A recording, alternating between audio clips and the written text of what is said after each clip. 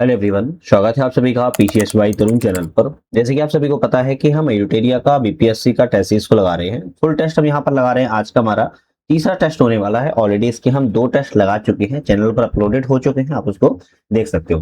लेकिन आज छोटा सा आप लोगों से एक रिक्वेस्ट है कि विदाउट स्किप किए आपका सिर्फ इसी टेस्ट पे मैनेज करना पड़ेगा, क्योंकि इसमें टिक मार्क है, जो कि टिक को आपको अवॉइड करना है। जो हम आपको यहाँ पर सही टिक लगाएंगे उसी पर आपको जो है सही से नजर करना है ना। थोड़ा सा आज मैनेज कर लीजिएगा, क्योंकि 2 टेस्ट अगर आप पिछली देखोगे तो उसमें टिक कोई ऐसा नहीं था, साफ पीडीएफ थी। लेकिन आज की थोड़ा सा पीडीएफ में दिक्कत है, और नेक्स्ट जो पीडीएफ आएगी उसमें भी दिक्कत नहीं रहेगी। क्वेश्चन की बात करेंगे, ऋग्वेद में किस नदी को हिरणी कहा जाता था? तो ऋग्वेद में किस नदी को हिरणी के नाम से जाना जाता था? तो बड़ा प्यारा क्वेश्चन है कि ऋग्वेद में जो हिरणी है वो किस नदी को कहा जाता था? सिंधु नदी को। ऋग्वेद में सिंधु नदी को हिरणी के नाम से जाना गया है। क्यों जाना गया है? क्योंकि आर्थिक महत्व के कारण। कभी कभी ये भी क्वेश्चन आ सकता है, किस कारण से जाना कहा जाता था? आर्थिक महत्व के कारण से, इसलिए ऋग्वेद में सिंधु नदी को हिरणी के नाम से जाना जाता था। इसके गिरने की जगह परावत अर्थात अरब सागर बताई गई है। अरब सागर में सिंधु नदी गिरती है, लेकिन ऋग्वेद में परावत के नाम से जो इसको ये भी कहा गया है, परावत जगह पर यह गिरती थी। ऋग्वेद में 10वें मंडल में नदी सूक्त में यमुना नदी की बात किया तो 3 बार उल्लेख मिलता है, जबकि गंगा नदी का 1 बार उल्लेख किया गया है। ऋग्वेद में सबसे ज्यादा अगर उल्लेख किया गया है तो सिंधु नदी का सबसे ज्यादा उल्लेख किया गया है, और सरस्वती नदी को सबसे पवित्र नदी के रूप में जो है ऋग्वेद के 10वें मंडल के आपकी नदी सूक्त में बताया गया है। तो ये आपके नदियों से संबंधित क्वेश्चन था। नेक्स्ट क्वेश्चन आता है, त्रिपिटक बौद्ध ग्रंथ पर विभाषा शास्त्र नामक टीकाओं का संकलन किस बौद्ध संगति में किया गया है? तो त्रिपिटक पर विभाषा शास्त्र नामक टीकाओं का जो संकलन है किस बौद्ध संगति में किया गया है? आप कहेंगे चौथी बौद्ध संगति में किया गया है। कौन सी? चतुर्थ बौद्ध संगति में किया गया है। चौथी बौद्ध संगति जो थी आपकी कनिष्क के शासनकाल में हुई थी। कनिष्क के शासनकाल में हुई थी, कुषाण वंश के समय में की गई थी। इसको कुषाण वंश के समय में की गई थी, और यह कहां पर हुई थी? तो आपको याद रखना चाहिए, कश्मीर में। कनिष्क के शासनकाल में कुषाण वंश में कश्मीर में यह जो है चतुर्थ बौद्ध संगति का आयोजन किया गया था। इस संगति की जो अध्यक्षता है बात किया किसने की थी? तो वसुमित्र के द्वारा अध्यक्षता की गई थी, और अश्वघोष इसके कौन थे? उपाध्यक्ष थे। जो अश्वघोष थे वह उपाध्यक्ष के तौर पर थे, और वसुमित्र इसके अध्यक्ष थे। ठीक है, चलिए नेक्स्ट क्वेश्चन आता है कि निम्नलिखित कथनों पर विचार कीजिए और इनमें से कौन से कथन यहाँ पर सही है। तो विचार करना है कौन से ऑप्शन यहाँ पर सही है, विचार करना है। तो ऑप्शन यहाँ पर रहेगा, पाटलिपुत्र की स्थापना उदयन ने की थी। तो पाटलिपुत्र की स्थापना उदयन ने की थी, बात ठीक है ना, बिल्कुल बात ठीक है। 6ठी शताब्दी ईसा पूर्व में सूरसेन महाजनपद आधुनिक प्रयागराज के आसपास के क्षेत्रों में फैला है। क्या ये सही है? तो आप कहेंगे यह आपके प्रयागराज में नहीं फैला है, जबकि ब्रजमंडल क्षेत्र में फैला हुआ है। कौन से? ब्रजमंडल के क्षेत्र में फैला हुआ है ना। कौन सा है? सूरसेन महाजनपद है। अब वर्तमान में अगर बात की जाए तो ब्रजमंडल की कहाँ की बात की जा रही है? मथुरा की बात की जा रही है, उत्तर प्रदेश के मथुरा की बात की जा रही है। तो ये दूसरा वाला गलत है। तीसरा कहता है, 6ठी ईसा पूर्व के कुल 16 महाजनपदों में से 10 महाजनपद आधुनिक उत्तर प्रदेश राज्य में स्थित थे। तो आपको याद रखना है 10 महाजनपद नहीं थे, 8 महाजनपद ऐसे थे जो आधुनिक उत्तर प्रदेश राज्य में स्थित थे। कौन कौन से थे? काशी, यहां पर नाम लिख देता हूं, काशी। काशी के बाद आपका कौशल, कौशल के बाद आपका वत्स, वत्स के बाद मल्ल, मल्ल के बाद कुरु, कुरु के बाद यहाँ पर पांचाल, पांचाल के बाद आपका आ जाएगा सूरसेन, और सूरसेन के बाद अंतिम में आ जाएगा चेदी। ये आपके 8 ऐसे महाजनपद थे 16 महाजनपदों में जो वर्तमान उत्तर प्रदेश राज्य में स्थित है। तो दूसरा वाला भी गलत है, तीसरा वाला भी गलत है। प्रसिद्ध जैद राजवैद्य जीवक बिंबिसार हर्यक वंश के दरबार का राजवैद्य था, बिल्कुल ठीक है। तो पहला और चौथा सही है, दूसरा और तीसरा गलत है। आप कहेंगे केवल 2 ऑप्शन यहाँ पर सही थे, जबकि 2 ऑप्शन यहाँ पर गलत थे। नेक्स्ट क्वेश्चन आता है, एक तरफ सूची 1 है, सूची 2 है, यहाँ पर मिलान करना है। जैसे पड़या अध्यक्ष जो होता था वह वाणिज्यिक विभाग का अध्यक्ष होता था। अकारा जो अध्यक्ष होता था वो राजकीय किसके? राजकीय खान विभाग का अध्यक्ष था, राजकीय खान विभाग का अध्यक्ष होता था। लक्षणा अध्यक्ष जो होता था वो छापे खाने का अध्यक्ष होता था, और सीता अध्यक्ष जो होता था राजकीय कृषि का अध्यक्ष होता था। तो आप कहेंगे पहले से पहला मिलाएंगे, बी से चौथा मिलाएंगे, सी से तीसरा मिलाएंगे, और डी से दूसरा मिलाएंगे। पड़या अध्यक्ष वाणिज्य विभाग का अध्यक्ष था। अकारा अध्यक्ष आप कहेंगे राजकीय खान विभाग का अध्यक्ष था। लक्षणा अध्यक्ष आपके छापे खाने का अध्यक्ष था। सीता अध्यक्ष राजकीय कृषि विभाग का अध्यक्ष था। ठीक है, चलिए इसकी पीडीएफ हमने अपने टेलीग्राम चैनल पे डाल दी है, पीसीएस बाई तरुण पर ही डाल दी है। कहाँ पे? क्योंकि कॉपीराइट का इशू रहता है तो इसलिए यूपीएससी नेट पे नहीं डालते हैं, पीसीएस बाई तरुण पे हमने टेलीग्राम पर डाल दी है पीडीएफ, उसको डाउनलोड कर लेना। मोर प्रशासन के अंतर्गत जिले के प्रभारी अधिकारी को क्या कहा जाता है? मोर प्रशासन के अंतर्गत जो जिले के प्रभारी अधिकारी होते थे उसे राज्यों के नाम से जाना जाता था। A option correct. राज्य जो होता था भूमि की माप करने के लिए, सीमाओं का निर्धारण करने के लिए, राजस्व एकत्रित करने का इसका जो कार्य है वो सौंपा गया था। ठीक है, चलिए नेक्स्ट क्वेश्चन आता है कि विशाखदत्त कृत प्रसिद्ध भारतीय नाटक मुद्रा राक्षस की विषय वस्तु क्या है? देखो विशाखदत्त जो लिखा है वो आपके विशाखदत्त ने मुद्रा राक्षस को लिखा हुआ है, ये बात तो ठीक है। अब पूछ रहा है कि इसकी विषय वस्तु क्या है, तो आप कहेंगे क्या है? तो आप कहेंगे कि प्रसिद्ध इतिहासकार कौन? प्रसिद्ध इतिहासकार विशाखदत्त को चंद्रगुप्त द्वितीय का समकालीन माना जाता है। पहले तो ये समझो किसका समकालीन माना जाता है? चंद्रगुप्त द्वितीय का समकालीन माना जाता है, पहली बात। इसका नाटक जो मुद्रा राक्षस है चंद्रगुप्त के कृत्यों का यहाँ पर जो है प्रकाश डालता है। तो इस ऑप्शन में कोई है क्या? कबीलों का नहीं, प्राचीन हिंदू देवता नहीं, आर राजकुमार कबीलाई महिला नहीं, तो आप कहेंगे उपयुक्त में से कोई ऑप्शन नहीं है यहाँ पर। लेकिन याद रखना है विशाखदत्त का जो मुद्रा राक्षस है चंद्रगुप्त द्वितीय के शासनकाल का समकालीन है और चंद्रगुप्त मौर्य के ही कृत्यों पर प्रकाश डालता है। चंद्रगुप्त मौर्य की कृत्यों पर क्या डालता है? प्रकाश डालता है, याद रखना है। और इसमें चंद्रगुप्त मौर्य के दरबार में आपके षड्यंत्रों का वर्णन किया हुआ, और यह मुद्रा राक्षस मौर्यकालीन इतिहास को जानने का सबसे अच्छा स्रोत भी है। प्राचीन भारत का कौन सा प्रसिद्ध मंदिर काला पैगोड़ा के नाम से प्रसिद्ध है? भाई काला पैगोड़ा के नाम से कहां पर है? आप कहेंगे काला पैगोड़ा का जो मंदिर है उड़ीसा राज्य में है। अब उड़ीसा राज्य के तो सभी ऑप्शन दिख रही है, लेकिन कौन सा है? आप कहेंगे कोणार्क का सूर्य मंदिर। कौन सा?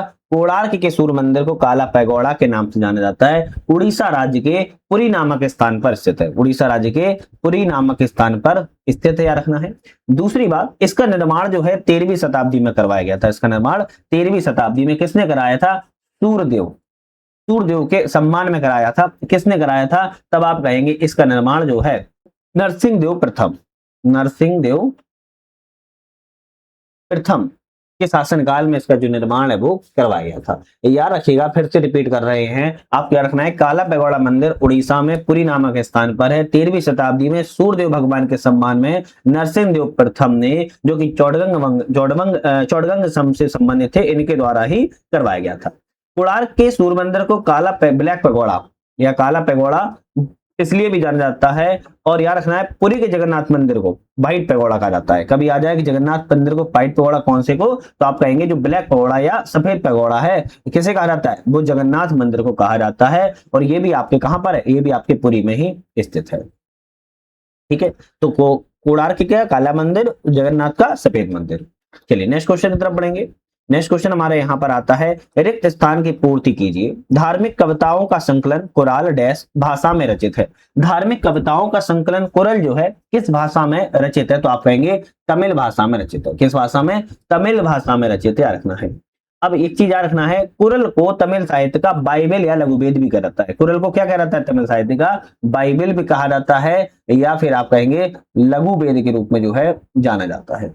ठीक है, इसकी प्रसिद्ध रचना किसने की है? तिरुवल्लुवर ने की है। किसने की है? तिरुवल्लुवर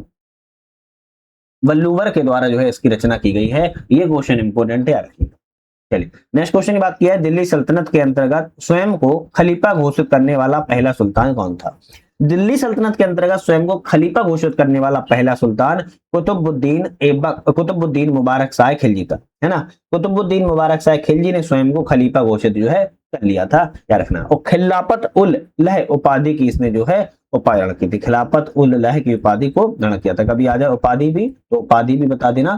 खिलाफत उल लह नाम से इसने उपाधि को धारण किया था। नेक्स्ट क्वेश्चन आता है, मुगल सम्राट अकबर का जन्म राणा वीरसाल के महल में सन 1542 में हुआ। राणा वीरसाल का महल कहां पर है? तो राणा वीरसाल के महल की बात की जाए तो अमरकोट में स्थित है। कहां पर है? अमरकोट में स्थित है। अमरकोट उस समय कहां पर था? सिंध पाकिस्तान में स्थित। सिंध पाकिस्तान में, और यहीं पर अकबर का जो है जन्म हुआ था, राजा वीरसाल के महल में। अकबर की माता के नाम की बात किया क्या था? तो अकबर की माता का नाम अगर आ जाए तो आप कहेंगे हमीदा बानो बेगम था। हमीदा बानो बेगम अकबर की ये मां का नाम था। अगर अकबर के प्रारंभिक 3 वर्ष की बात किया है तो मिर्जा अस्करी का संरक्षण रहा है। इसका संरक्षण रहा है, अगर संरक्षण की बात की जाए तो 3 वर्ष तक मिर्जा अस्करी का संरक्षण रहा है। ये भी कभी कभी क्वेश्चन आ जाता है, मिर्जा अस्करी का संरक्षण रहा है। ठीक है, चलिए नेक्स्ट क्वेश्चन तरफ बढ़ेंगे। नेक्स्ट क्वेश्चन आता है, निम्नलिखित संधियों पर विचार कीजिए और उपयुक्त में से कालक्रम में संधि को व्यवस्थित कीजिए। जैसे बात की जाए सूरत की संधि, सूरत की संधि आपकी 1775 में की गई थी रघुनाथ राव और ईस्ट इंडिया कंपनी के बीच में। इसके बाद आपकी कौन सी बड़गांव की संधि आती है? बड़गांव की संधि 1779 में की गई थी और आपकी पेशवा माधवराव राय एवं अंग्रेजों के बीच में।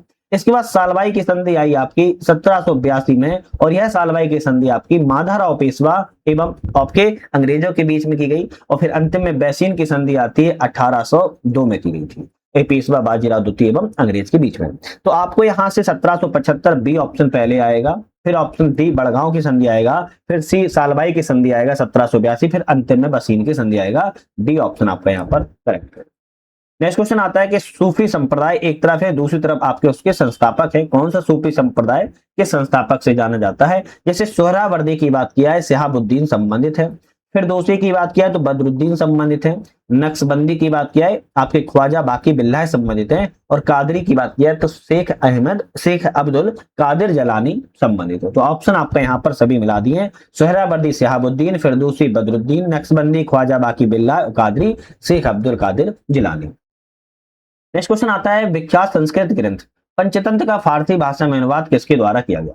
भाई पंचतंत्र पूरे विश्व में विख्यात है और इस भाषा का जो फारसी भाषा में अनुवाद है अकबर के शासनकाल में हुआ था। किसके? अकबर के शासनकाल में 1556 से लेकर 1605 इसका टाइम पीरियड रहा है। उसी शासनकाल दौर में एक अनुवाद विभाग की स्थापना की गई थी, उसमें संस्कृत, अरबी, तुर्की, ग्रीक भाषाओं का अनुवाद किया गया था और यह फारसी में अनुवाद अबुल फजल नाम के व्यक्ति ने जो है किया हुआ था। अबुल फजल नाम के व्यक्ति ने किया था और जब अनुवाद कर लिया तो उसका नाम E.R.A. दानिश रखा। क्या रखा? E.R.A. दानिश इसका जो है नाम रखा गया था। फारसी भाषा में अनुवाद करके E.R.A. दानिश नाम रखा गया था। नेक्स्ट क्वेश्चन आता है, रिक्त स्थान की पूर्ति कीजिए। विकल्प है, क्या विकल्प है कि उचित शब्द के आधार पर बताइए। मराठा शासन प्रणाली में चौथ की आय 2/3 मतलब कि 66% मराठा सरदारों को घुड़सवार रखने के लिए दिया जाता था, जिसे डैश कहते थे, जिसे क्या कहते थे? मौकास नाम से जाना जाता था। क्या रखना है? मौकासा के नाम से इसको जाना जाता था। मराठा साम्राज्य में दो प्रकार के कर थे, एक चौथ कर था और एक आपका सरदेशमुखी कर था। कौन सा? सरदेशमुखी कर था। सरदेशमुखी सभी को पता होगा, मराठा सरदार से ही लिया जाता था। चौथ कर को जो है अन्य मराठा सरदारों से न लेकर बल्कि आसपास के साम्राज्यों से लिया जाता था। अब इस चौथ से जो प्राप्त आय होती थी वो 4 भागों में विभाजित की जाती थी। चौथ को 4 भागों में विभाजित करते थे। सबसे ज्यादा आप कहेंगे 25% छत्रपति के पास जो है जाता था। इसके बाद 6% की बात किया तो सचिव के पास जाता था और शेष 2/3 भाग जो कि 66% भाग था वह किसे? उन मराठा सरदारों को दिया जाता था जिन घुड़सवार सेना और सैनिक जो है रखते थे और जिस मराठा सरदार के द्वारा इसको प्राप्त किया जाता था उसी की सेना के लिए जाता था, जिसे मौकासा कहा जाता था। और इसमें से कुछ 3% जो है छत्रपति के विवेक पर छोड़ दिया जाता था, जिसको देना चाहे वह दे सकते हैं, तो मौकासा कहा जाता था। भारत में विशुद्ध इस्लामी शैली में निर्मित प्रथम मकबरा किस शासक का था? भारत में विशुद्ध इस्लामी शैली में निर्मित प्रथम मकबरा की बात की जा रही है तो आप कहेंगे बलबन का था। बलबन का सबसे पहला बात किया है तो इस्लामी शैली से बना मकबरा है। निम्नलिखित में से संगीत शास्त्रियों में से किसने हिंदुस्तानी शास्त्रीय संगीत को संस्थागत लोकतांत्रिक बनाने के उद्देश्य से 1901 में लाहौर के पहले गंधर्व महाविद्यालय की स्थापना की है? अब लाहौर में पहले गंधर्व महाविद्यालय की स्थापना 1901 में, जो कि लाहौर वर्तमान में कहां पर है? पाकिस्तान में, स्थापना विष्णु दिगंबर पलुस्कर के द्वारा की गई है। ऑप्शन तो आपका कौन सा? बी करेक्ट है यहाँ पर। अब याद रखना है यहाँ पर सभी सामाजिक पृष्ठभूमि लोगों के लिए संगीत शिक्षा के द्वार खोल दिए जाएं, इसलिए इन्होंने गंधर्व महाविद्यालय की स्थापना की थी। प्रांतीय द्वैध शासन प्रणाली के अंतर्गत निम्नलिखित में से किस विषय को आरक्षित श्रेणी में रखा गया है? तो प्रांतीय द्वैध शासन प्रणाली की बात की जा रही, किस विषय को आरक्षित श्रेणी में रखा गया है? तो आप कहेंगे यहाँ पर कौन से? आपके मॉन्टेग्यू बयान में 1917 में सरकार की नीति के तहत जुलाई 1918 में यहाँ पर जो है चेम्सफोर्ड और या मोंटफोर्ड सुधारों के नाम जिसे जाना जाता है, इसमें प्रांतों में द्वैध शासन की शुरुआत जो है 1919 से की गई थी। अच्छा, प्रांतों में द्वैध शासन की शुरुआत जब की गई तो इसे सच्चाई को, किसको? सिंचाई श्रेणी को आरक्षित श्रेणी में जो है रखा गया था, रखना है। अब आरक्षित सूची में कानून व्यवस्था थे, वित्त थे, भूभाग थे, राजस्व था और सिंचाई था। अगर कभी आ जाए आरक्षित श्रेणी में क्या था तो बता सकते हो आप कहेंगे कानून व्यवस्था था, कानून व्यवस्था के बाद यहाँ पर वित्त व्यवस्था थी, भू राजस्व था, उसके बाद आपकी सिंचाई थी इत्यादि और भी थी या प्रमुख थे। दूसरी थी हस्तांतरित श्रेणी। कौन सी थी? हस्तांतरित श्रेणी थी। हस्तांतरित श्रेणी के अंतर्गत शिक्षा आती थी, स्वास्थ्य आता था, स्थानीय सरकार आती थी, स्थानीय सरकारें है ना, लोकल बॉडीज, और आपकी कृषि आती थी, उद्योग आते थे, आबकारी जैसे विभाग आते थे। तो यह हस्तांतरित श्रेणी में आते थे। जो मुख्य विषय आरक्षित श्रेणी में थे वो अंग्रेजों ने अपने पास जो है रख लिया। 1928 की रिपोर्ट के द्वारा अनुशंसित 19 मौलिक अधिकारों में निम्नलिखित में से किन्हें स्पष्ट रूप में शामिल किया गया है? तो 1928 की जो नेहरू रिपोर्ट प्रस्तुत की गई थी, इस रिपोर्ट में कुछ विषय थे जो 19 मौलिक अधिकारों में से स्पष्ट रूप से शामिल किए गए थे। आप कहेंगे महिलाओं के लिए समान अधिकार प्राप्त करना, संघ बनाने का अधिकार रखना और आपके सार्वभौमिक वैश्विक मताधिकार की बात करना। तो 1, 2 और 4 आपके मौलिक अधिकारों में जो है स्पष्ट रूप से था। अल्पसंख्यकों के लिए पृथक निर्वाचन मंडल की प्रावधान ये 1928 की नेहरू रिपोर्ट में स्पष्ट तौर पर नहीं था। तो आपका ऑप्शन रहेगा 1, 2, 4 बी ऑप्शन यहाँ पर करेक्ट है। सुभाष चंद्र बोस की यात्रा की निम्नलिखित में से घटनाओं को सही कालक्रम में व्यवस्थित कीजिए। सुभाष चंद्र बोस की घटनाएं कौन सी कब घटित हुई? जैसे सिंगापुर में स्वतंत्र भारत की अंतरिम सरकार का गठन जो है, तो आप कहेंगे सिंगापुर में स्वतंत्र भारत की अंतरिम सरकार का गठन पहले नंबर पर आएगा। ठीक है।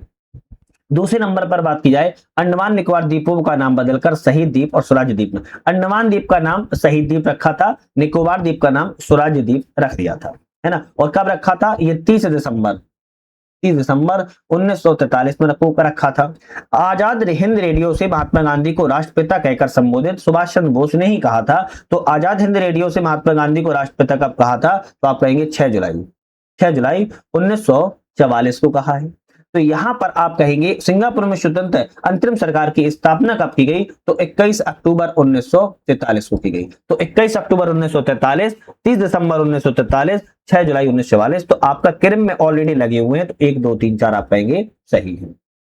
ठीक है। आई थिंक आप लोगों को पूरी सीरीज समझ आ रही होगी। तो आप लोग एक बार चैनल पे नए हो, सब्सक्राइब लाइक शेयर तो कर ही लेना है, साथ में एक प्यारा सा कमेंट कर देना है, जिससे मुझे अच्छा लगता है और चीजें आपकी पता चलती हैं कि कौन सी चीजें आपको और चीज की नीड है। साथ में हमारा ऐप भी आ जाएगा, इसका नाम है यूपीएससी नट। इस ऐप को डाउनलोड करके आप multiple test series, multiple courses को ज्वाइन कर सकते हो। एक बार जरूर ऐप पर जाके देख लीजिए, डिस्क्रिप्शन में हमने इसकी भी लिंक आपको दे दिया है। क्वेश्चन की बात किया कि ईस्ट इंडिया कंपनी के व्यापार के संदर्भ में गोमास्ता कौन था? किसकी बात की जा रही है? गोमास्ता। क्या रखना है? गोमास्ता कौन था? ये शब्द से आप परिचित हो जाइए। बुनकरों की देखरेख के लिए नियुक्त एक वेतनभोगी नौकर होता था, जिसे गोमास्ता के नाम से ईस्ट इंडिया कंपनी में जाना जाता था। बस छोटा सा क्वेश्चन है। नेक्स्ट क्वेश्चन आता है, किस प्रमुख शक्ति या राज्य ने सहायक संधि को स्वीकार किया, जिसके परिणाम स्वरूप ब्रिटिश सर्वोच्चता स्थापित हो गई? तो एक ऐसे प्रमुख शक्ति या राज्य थे जिन्होंने सहायक संधि को स्वीकार कर लिया था, जिसके परिणाम स्वरूप ब्रिटिश सर्वोच्चता स्थापित हो गई। आप कहेंगे हैदराबाद ने किया था। किसने? हैदराबाद ने सबसे पहले किया, इसके बाद अवध ने भी किया और आपका मराठा ने भी किया। इन तीनों शक्तियों ने जब सहायक संधि को स्वीकार कर लिया, तब इसके बाद क्या हो गया?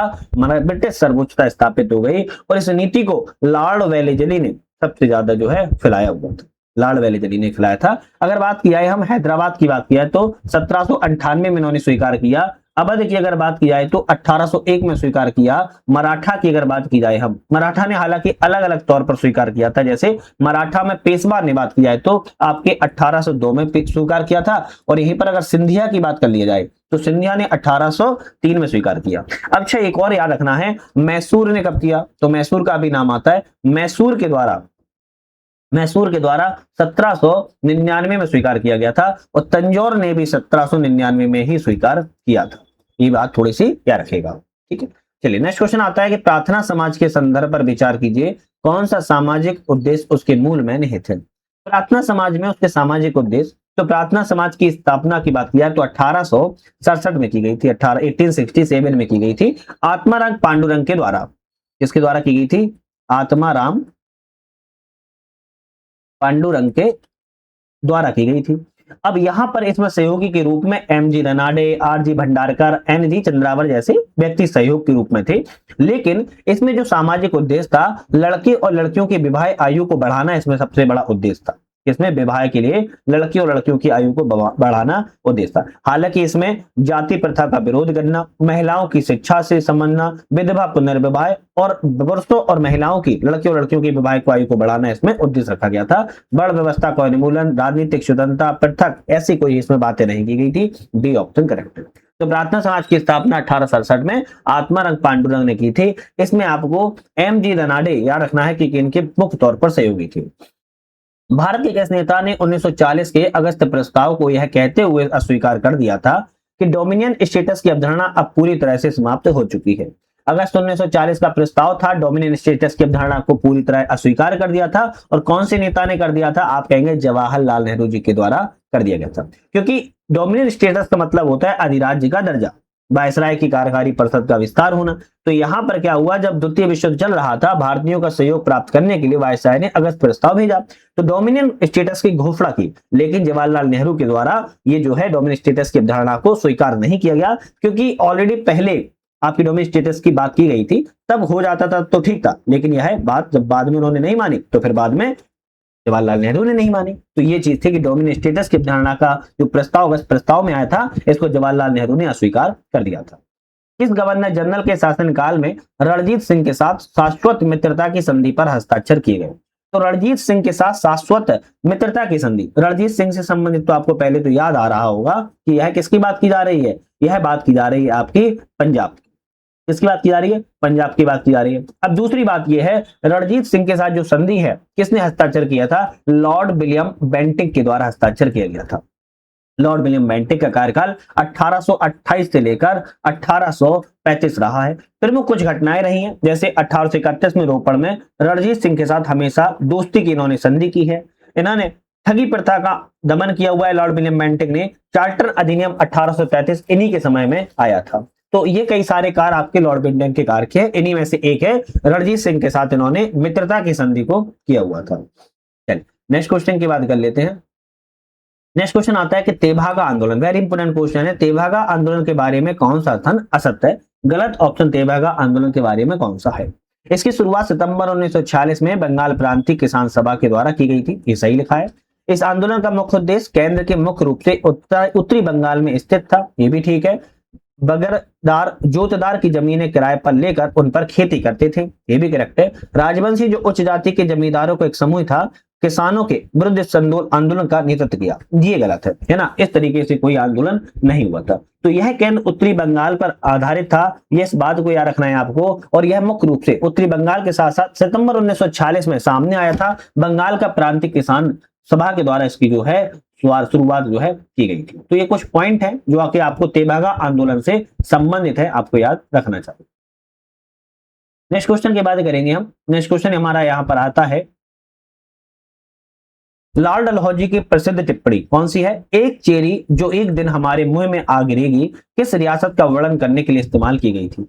तो लॉर्ड डलहौजी ने कहा था किसी के लिए, किसके लिए कहा था ये अभी हम बात कर लेते हैं। लेकिन एक चेरी होगी जो एक दिन हमारे मुंह में आ गिरेगी, और यह रियासत कौन सी थी? अवध रियासत के लिए कहा गया था। किसके लिए? लॉर्ड डलहौजी ने अवध रियासत के लिए ये बात कही थी। और यही हुआ कि लॉर्ड डलहौजी ने 1856 में औपचारिक रूप से अवध को ब्रिटिश साम्राज्य में मिला लिया था। तो कब मिला लिया था? 1856 में मिला लिया था।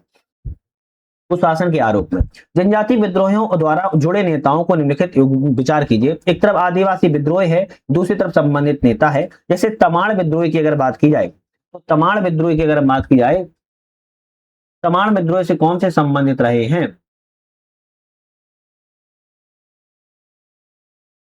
यहां पर कौन सा क्या पूछा? जनजाति विद्रोह से जुड़े नेताओं पर विचार कीजिए।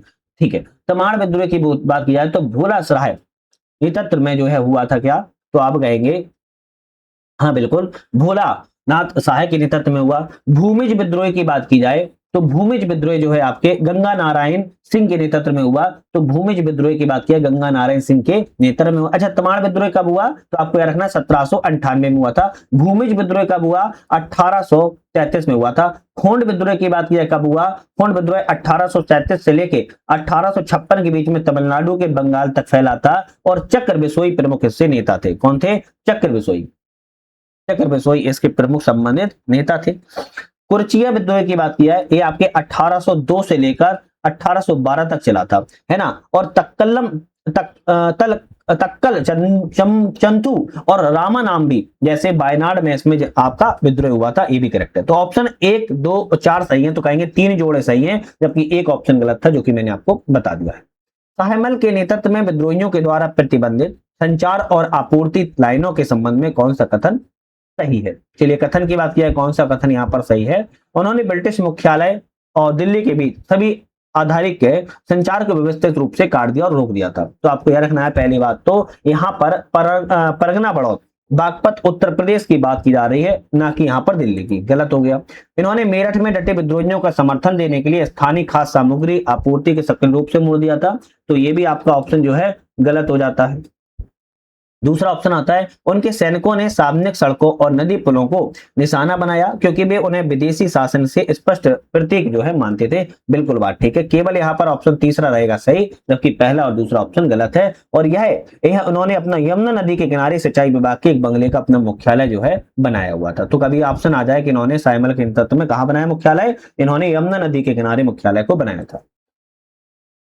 नेक्स्ट क्वेश्चन की तरफ बढ़ेंगे। नेक्स्ट क्वेश्चन आता है, निम्नलिखित में से कौन सा जोड़ा सही है? उपयोग बताइए। इंडियन होम रूल सोसाइटी 1905 में पेरिस में स्थापित किया गया। इंडियन होम रूल सोसाइटी की स्थापना 1905 में पेरिस में की गई क्या? आप कहेंगे गलत है। इंडियन होम रूल सोसाइटी की स्थापना 1905 में तो की गई थी, लेकिन पेरिस में नहीं की गई थी। कहां पर की गई थी? लंदन में की गई थी, तो गलत हो गया। इंडिया हाउस भारतीय छात्रों के लिए एक छात्रावास के रूप में स्थापित था। बिल्कुल बात ठीक है। अजीत सिंह पेरिस और जिनेवा से कार्य किया था, यह भी बात सही है। तो आप कहेंगे दूसरा और तीसरा ऑप्शन यहाँ पर करेक्ट है, जबकि पहला वाला ऑप्शन यहाँ पर गलत था।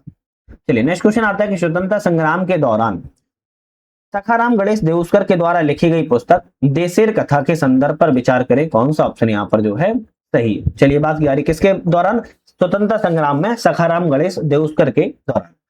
इन्होंने औपनिवेशिक राज्यों के द्वारा मन पर सम्मोहनकारी विजय के विरुद्ध चेतावनी दी थी। बिल्कुल बात ठीक कही जा रही है। इसने स्वदेशी नुक्कड़ नाटकों एवं लोकगीतों के प्रदर्शन को प्रेरित किया, ये भी करेक्ट है। देउस्कर का देश शब्द का प्रयोग बंगाल क्षेत्र के विशेष संदर्भ में किया गया है, तो आपको यह रखना है, देउस्कर ने देश राष्ट्र शब्द का इस्तेमाल बंगाल तक ही सीमित न रखते हुए पूरे क्षेत्र को संबोधित करते हुए अखिल भारतीय लेवल पर इन्होंने किया था। तो बंगाल क्षेत्र को स्पष्ट रूप से नहीं, अखिल भारतीय क्षेत्र पर इन्होंने प्रयोग किया था। अखिल भारत के क्षेत्र पर इन्होंने प्रयोग किया। तो तीसरा गलत है, केवल पहला दूसरा सही ऑप्शन है। नेक्स्ट क्वेश्चन आता है, निम्नलिखित कथनों पर विचार कीजिए, उपयुक्त में से इलेक्ट्रॉन का गुणधर्म नहीं है। भाई इलेक्ट्रॉन का गुणधर्म यहाँ पर कौन सा नहीं है? इलेक्ट्रॉन कैथोड किरणों का एक घटक है, बिल्कुल सही कह रहा है। इलेक्ट्रॉन विद्युत क्षेत्र पर विपेक्षित नहीं होता, अरे विद्युत क्षेत्र पर विपेक्षित तो होता है, गलत हो गया। इलेक्ट्रॉन चुंबकीय क्षेत्र के द्वारा विक्षेपित होता है, सही है। तो पूछा था इलेक्ट्रॉन के बारे में कौन सा गुणधर्म नहीं है, आप कहेंगे इलेक्ट्रॉन विद्युत क्षेत्र के द्वारा विक्षेपित होता है, ना कि नहीं होता है। तो ऑप्शन कहेंगे दूसरा वाला गलत है, पहला और तीसरा ऑप्शन यहाँ पर सही है। निम्नलिखित में से कौन सा कथन सही है? चलिए एक सही कथन की बात की जाए तो यहाँ पर बात की जा रही है कि आइसोटोन समूह कौन सा है? C6C4 7915 और 8O16। ये आपका जो डी ऑप्शन है, ये आपका आइसोटोन अलग अलग तत्वों के परमाणु होते हैं जिनसे न्यूट्रॉनों की संख्या समान होती है, इसे NaZ के नाम से जाना जाता है, याद रखना, ठीक है। तो इसको थोड़ा सा आप जो है फॉर्मूला याद कर लीजिए। निम्नलिखित में से कौन सा कथन यहाँ पर सत्य है? चलिए बात किया है, आइसोटॉप हमेशा रेडियोधर्मी होते हैं। आइसोटॉप हमेशा रेडियोधर्मी होते हैं, ये गलत हो गया। केवल अस्थिर आइसोटॉप ही रेडियोधर्मी 6 से गुजरते हैं, तो आप कहेंगे पहला वाला गलत है, केवल अस्थिर आइसोटॉप ही रेडियोधर्मी 6 से गुजरते हैं। अल्फा किरणें हमेशा धनावेशित किरणें होती हैं, बिल्कुल बात ठीक कह रहा है, जो अल्फा किरणें होती हैं हमेशा धनावेशित किरणें होंगी। दूसरा कहता है कि बीटा किरणें ऋणात्मक रूप से आवेशित एवं धनात्मक रूप से आवेशित दोनों तरह की हो सकती हैं। हाँ, बीटा किरणें ऋणात्मक रूप से आवेशित हो सकती हैं, धनात्मक रूप से भी आवेशित हो सकती हैं, और दोनों तरह से हो सकती है, भी करेक्ट है। तो पहला तो यहाँ पर क्या था? गलत था। दूसरा और तीसरा यहाँ पर सही है। गामा किरणें चुंबकीय क्षेत्र को विक्षेपित हो सकती हैं, नहीं, गामा किरणें उच्च ऊर्जा वाले विद्युत चुंबकीय विकिरण होती हैं जिन पर कोई विद्युत आवेश नहीं होता है, इसलिए चुंबकीय विद्युत क्षेत्रों के द्वारा विचलित नहीं हो सकती हैं। तो आप कहेंगे चौथा वाला भी गलत है, विक्षेपित नहीं हो सकती, केवल दूसरा और तीसरा सही है, पहला और चौथा का पर गलत था। जब सोडियम एवं क्लोरीन आपस में अभिक्रिया करते हैं तो सोडियम क्लोराइड बनता है, ठीक बात है। इस संदर्भ में कथनों पर विचार कीजिए, कौन सा ऑप्शन यहाँ पर करेक्ट है? कह रहा है जब सोडियम और क्लोरीन आपस में क्या करते हैं? अभिक्रिया करते हैं, तब क्या बनता है? सोडियम क्लोराइड बन जाता है। इसके बारे में कौन सा ऑप्शन सही है? ऊर्जा मुक्त होती है, बिल्कुल बात ठीक है, और एक आयनिक बंध बनता है, बिल्कुल बात ठीक कह रहा है कि ऊर्जा मुक्त होती है और आयनिक बंध बनता है। ऊर्जा मुक्त होती है, संयोजक बंध नहीं। ऊर्जा आवेशित होती है, आयन नहीं, भी गलत है। ऊर्जा आवेशित होती है, नहीं, ये भी गलत है। तो केवल पहला ऑप्शन ही सही है, आप कहेंगे केवल एक सही है, जबकि बाकी ऑप्शन यहाँ पर गलत है। रासायनिक तत्वों की आवर्त सारणी के संदर्भ पर विचार कीजिए, कौन सा ऑप्शन गलत है? अब गलत ऑप्शन पूछा है कि रासायनिक तत्वों की आवर्त सारणी के संदर्भ में। चलिए बात किया है, एक आवर्त में आयनीकरण विभव धीरे धीरे कम होता जाता है। एक आवर्त में आयनीकरण विभव धीरे धीरे क्या होता है? कम होता जाता है। क्या ये सही लिखा है? अरे आप कहेंगे गलत लिखा है ना, धीरे धीरे नहीं होता है भैया। तत्वों के एक समूह में जैसे जैसे परमाणु भार बढ़ता है, इलेक्ट्रॉन बंधुता कम होती जाती है। हाँ, ये सही लिखा है, तत्वों के एक समूह है, जैसे जैसे परमाणु भार बढ़ता जाएगा, इलेक्ट्रॉन बंधुता इसमें कम होती जाती है। तीसरा कहता है, किसी दिए गए आवर्त में जैसे जैसे परमाणु क्रमांक बढ़ता है, विद्युत ऋणात्मक कम, अरे नहीं, ये भी बढ़ती है, तो ऑप्शन गलत है। पहला और तीसरा ऑप्शन यहाँ गलत है, केवल दूसरा ऑप्शन सही लिखा है। जो गलत है वही सही हो जाएगा। पूछा है कौन सा गलत सही है, पहला और तीसरा गलत है, जबकि दूसरा ऑप्शन करेक्ट है। निम्नलिखित में से कौन सा ऑप्शन यहाँ पर सही है? चलिए बात किया कौन सा ऑप्शन सही है। पानी की टंकी में फंगस मारने के लिए नाइट्रिक अम्ल का उपयोग किया जाता है। पानी की टंकी में अगर फफूंद, फंगस, शैवाल जैसे मच्छर का लावा बन जाए, उसको नष्ट करने के लिए किसका प्रयोग किया जाएगा? आप कहेंगे किसका? कॉपर सल्फेट का उपयोग किया जाता है। किसका किया जाता है? कॉपर सल्फेट का प्रयोग जो है किया जाता है। कॉपर सल्फेट का प्रयोग जो है किया जाता है। तो पहला वाला गलत है। पानी की टंकियों को फंगस मारने के लिए कॉपर सल्फेट का प्रयोग किया जाता है, हाँ बिल्कुल सही है, दूसरा करेक्ट है। पानी की टंकियों फंगस मारने के लिए कैल्शियम, ये भी गलत है। पानी की टंकियों फंगस मारने की जिंक सल्फेट, ये भी गलत है। केवल आपका ऑप्शन बी वाला सही था, पानी की टंकी फंगस मारने के लिए आप अगर कॉपर सल्फेट का प्रयोग किया जाता है। चलिए नेक्स्ट क्वेश्चन की बात करेंगे। नेक्स्ट क्वेश्चन हमारा यहां पर आता है कि निम्नलिखित में से कौन सा कथन बेंजीन के लिए सत्य है? भाई बेंजीन के लिए कौन सा कथन सत्य है? इसमें 12 सिग्मा और 3 पाई बॉन्ड होते हैं, ऑप्शन सी सही है। क्या होते हैं इसमें? 12 सिग्मा होते हैं, है ना। C6 बेंजीन का फॉर्मूला क्या है? C6H6 होता है, जिसमें 6 कार्बन परमाणु की षष्ठभुजी वलय होती है, और यहां पर आपके 12 सिग्मा और 3 पाई बॉन्ड जो है पाए जाते हैं। तो बेंजीन के बारे में C6H6 आपका फॉर्मूला है। निम्नलिखित कार्बन यौगिकों को उनके गलनांक के घटते क्रम में व्यवस्थित कीजिए। गलनांक के घटते क्रम में व्यवस्थित करना है। अब गलनांक के घटते क्रम में क्या आ जाएगा? एसिटिक अम्ल आ जाएगा, इसके बाद आपका क्लोरोफॉर्म आ जाएगा, एथेनॉल आ जाएगा, फिर मीथेन आ जाएगा। अच्छा, आपके अगर इसके सभी के फॉर्मूला याद करना हो तो एसिटिक अम्ल का जो फॉर्मूला हो जाएगा CH3COOH हो जाएगा। क्लोरोफॉर्म का अगर फॉर्मूला की बात किया है तो CHCl3 हो जाएगा। एथेनॉल के फॉर्मूला की बात किया है C2H5OH आ जाएगा, जो कि अभी गाड़ियों में बढ़िया खूब तरीके से पेट्रोल में मिलाया जा रहा है, एथेनॉल गन्ने का रस, है ना। मीथेन की बात किया है CH4 हो जाएगा। तो ऑप्शन आपका यहाँ पर डी वाला आ जाएगा कि गलनांक के घटते क्रम में एसिटिक अम्ल, क्लोरोफॉर्म, एथेनॉल एवं मीथेन याद रखना है। नेक्स्ट क्वेश्चन आता है, निम्नलिखित कथनों पर विचार कीजिए। अब विचार करना है कथन 1, कथन 2 है। विचार करना है कि माल्टोज जल अपघटन पर ग्लूकोज के 2 अणु देता है। क्या कह रहा है कि माल्टोज जो होता है जल अपघटन पर ग्लूकोज के 2 अणु देता है, सही कह रहा है। कथन दूसरा कहता है कि माल्ट का उपयोग मोल्टोवा जैसे स्वास्थ्य पेय पदार्थों के निर्माण के लिए किया जाता है, ये भी सही है। आप कहेंगे दोनों सही है, परंतु व्याख्या नहीं कर रहा है, पर ऑप्शन यहाँ पर दोनों आपके सही है।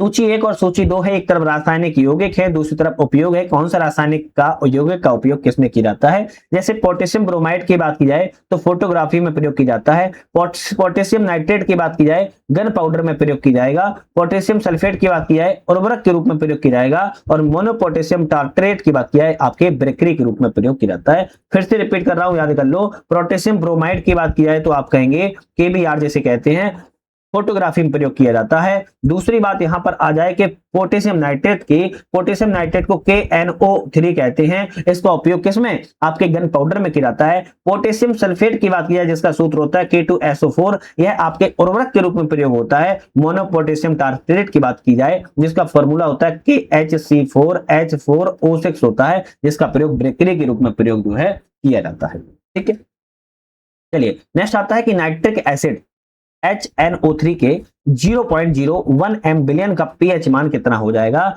तो pH मान की आप कहेंगे 2 हो जाएगा, है ना। बड़ा प्यारा छोटा क्वेश्चन है, कितना हो जाएगा? 2 हो जाएगा।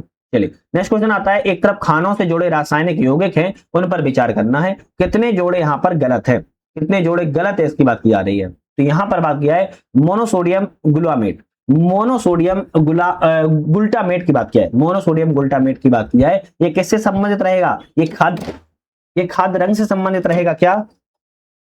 तो मोनोसोडियम ग्लूटामेट की बात किया, ये खाद्य रंग से संबंधित नहीं रहेगा, फिर किससे संबंधित रहेगा? ये जाना माना फ्लेवर है और बढ़ाने वाला पदार्थ होता है जीभ पर मौजूदा खास जो होता है ग्लूटामेट, है ना, रिसेप्टर्स को उत्तेजित करता है जिसमें स्वादिष्ट मांस जैसा स्वाद मिलता है। इसे उमासी कहते हैं। क्या कहते हैं? उमामी कहते हैं इसको, उमामी के नाम से इसको जाना जाता है। तो पहला वाला गलत है। एसीई के की बात किया है, एसीई के जो है आपके किससे संबंधित है? आप कहेंगे आर्टिफिशियल स्वीटनर से संबंधित है, आर्टिफिशियल स्वीटनर संबंधित है, ये आपका करेक्ट है। दूसरी बात, टार्टाजीन की बात की जाए, टार्टाजीन फ्लेवर बढ़ाने वाला होता है नहीं, मोनोसोडियम ग्लूटामेट की बात किया तो ये आपका फ्लेवर बढ़ाने वाला था, जैसे कि हमने अभी आपको बताया था। टार्टाजीन की बात की जाए, टार्टाजीन जो होता है एक चमकीला पीला नारंगी रंग का होता है, जिसमें आइसक्रीम या सॉफ्ट ड्रिंक जो है इसमें प्रयोग किया जाता है, तो आपका ये भी गलत हो जाता है। सोडियम मेटावाई सल्फाइड की बात किया है, एंटीऑक्सीडेंट होता है, ये भी करेक्ट है। तो दूसरा और चौथा तो सही है, जबकि पहला और तीसरा गलत है। तो जोड़े कौन से गलत है? आप कहेंगे पहला तीसरा गलत है, दूसरा चौथा यहाँ सही है। देखो ये साइंस के क्वेश्चन है, थोड़ा सा आपको भी मैनेज करना पड़ेगा। एटॉमिक स्केल पर लंबाई के सुविधाजनक इकाई एंगस्ट्रॉम है, जो किसकी माप की इकाई है? तो एटॉमिक स्केल पर लंबाई की सुविधाजनक इकाई को एंगस्ट्रॉम कहते हैं, जो किसकी माप की इकाई है? आप कहेंगे तरंगदैर्घ्य की इकाई की माप है, सी ऑप्शन करेक्ट है। इसकी तरंगदैर्घ्य की इकाई की माप होती है। नेक्स्ट क्वेश्चन है, जब कोई वस्तु किसी वृत्ताकार पथ पर दो पूर्ण चक्कर लगाता है तो क्या हो जाएगा? इनमें से कौन सा ऑप्शन असत्य है? ऑप्शन असत्य पूछ रहा है, इनमें से कौन सा ऑप्शन गलत है? तो यहां पर जब कोई वस्तु किसी वृत्ताकार पथ पर दो पूर्ण चक्कर लगाता है, तय की गई दूरी का मान शून्य होता है। क्या सही है? सही भाई, आप कहेंगे तय की गई दूरी का मान शून्य नहीं होता है, गलत है। तय की गई दूरी का मान वृत्ताकार पथ की परिधि के बराबर होगा, तो ये भी गलत है, बराबर नहीं होगा। विस्थापन का मान वृत्ताकार पथ की परिधि के मान की दोगुना हो जाएगा, आप कहेंगे ये भी गलत है, दोगुना नहीं होगा। विस्थापन का मान शून्य होता है, हाँ बिल्कुल। विस्थापन का मान कैसा हो जाएगा? जब कोई वस्तु किसी वृत्ताकार पथ पर दो पूर्ण चक्कर लगाती है तो विस्थापन का मान क्या होता है? शून्य हो जाता है, आप कहेंगे बिल्कुल करेक्ट है। पूछा है लेकिन कौन सा असत्य गलत ऑप्शन कौन सा है? तो 1 2 3 गलत है, आपका ऑप्शन रहेगा सी वाला 1 2 3 गलत है। नेक्स्ट क्वेश्चन आता है, जड़त्व के प्रकार हैं और एक तरफ उदाहरण है, कौन सा जड़त्व का प्रकार किस उदाहरण से संबंधित है? जैसे बात किया है दिशा का जड़त्व, दिशा का जड़त्व जब बस मुड़ती है तो यात्री बाहर की ओर झुक जाते हैं, आप कहेंगे दूसरा वाला सही है।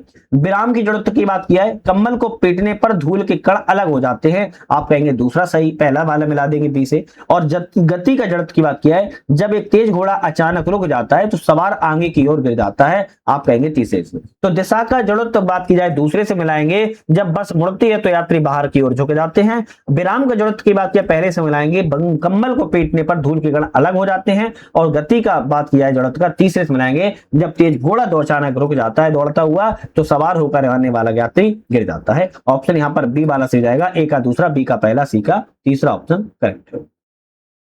नेक्स्ट क्वेश्चन की बात कर लेते हैं, निम्नलिखित कथनों पर विचार कीजिए और इनमें से कौन सा ऑप्शन सही है। चलिए विचार कर लेते हैं। विचार करना है, किसी वस्तु का द्रव्यमान चंद्रमा पर पृथ्वी की तुलना में कम होता है। किसी वस्तु का द्रव्यमान चंद्रमा की तुलना में क्या हो जाएगा?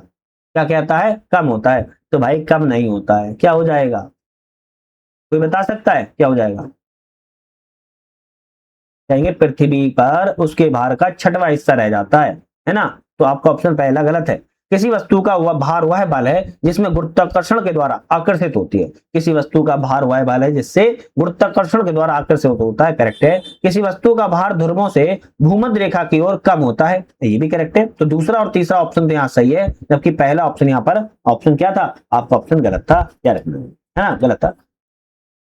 नेक्स्ट क्वेश्चन आता है कि निम्नलिखित कथनों में से कितने कथन मैग्रेस प्रभाव को प्रदर्शित नहीं करते? भाई मैग्रेस प्रभाव को कितने कथन यहाँ सही नहीं करते हैं? इसकी बात की जा रही है। घूमती हुई गेंद, घूमती हुई गेंद ये प्रभाव करता है क्या?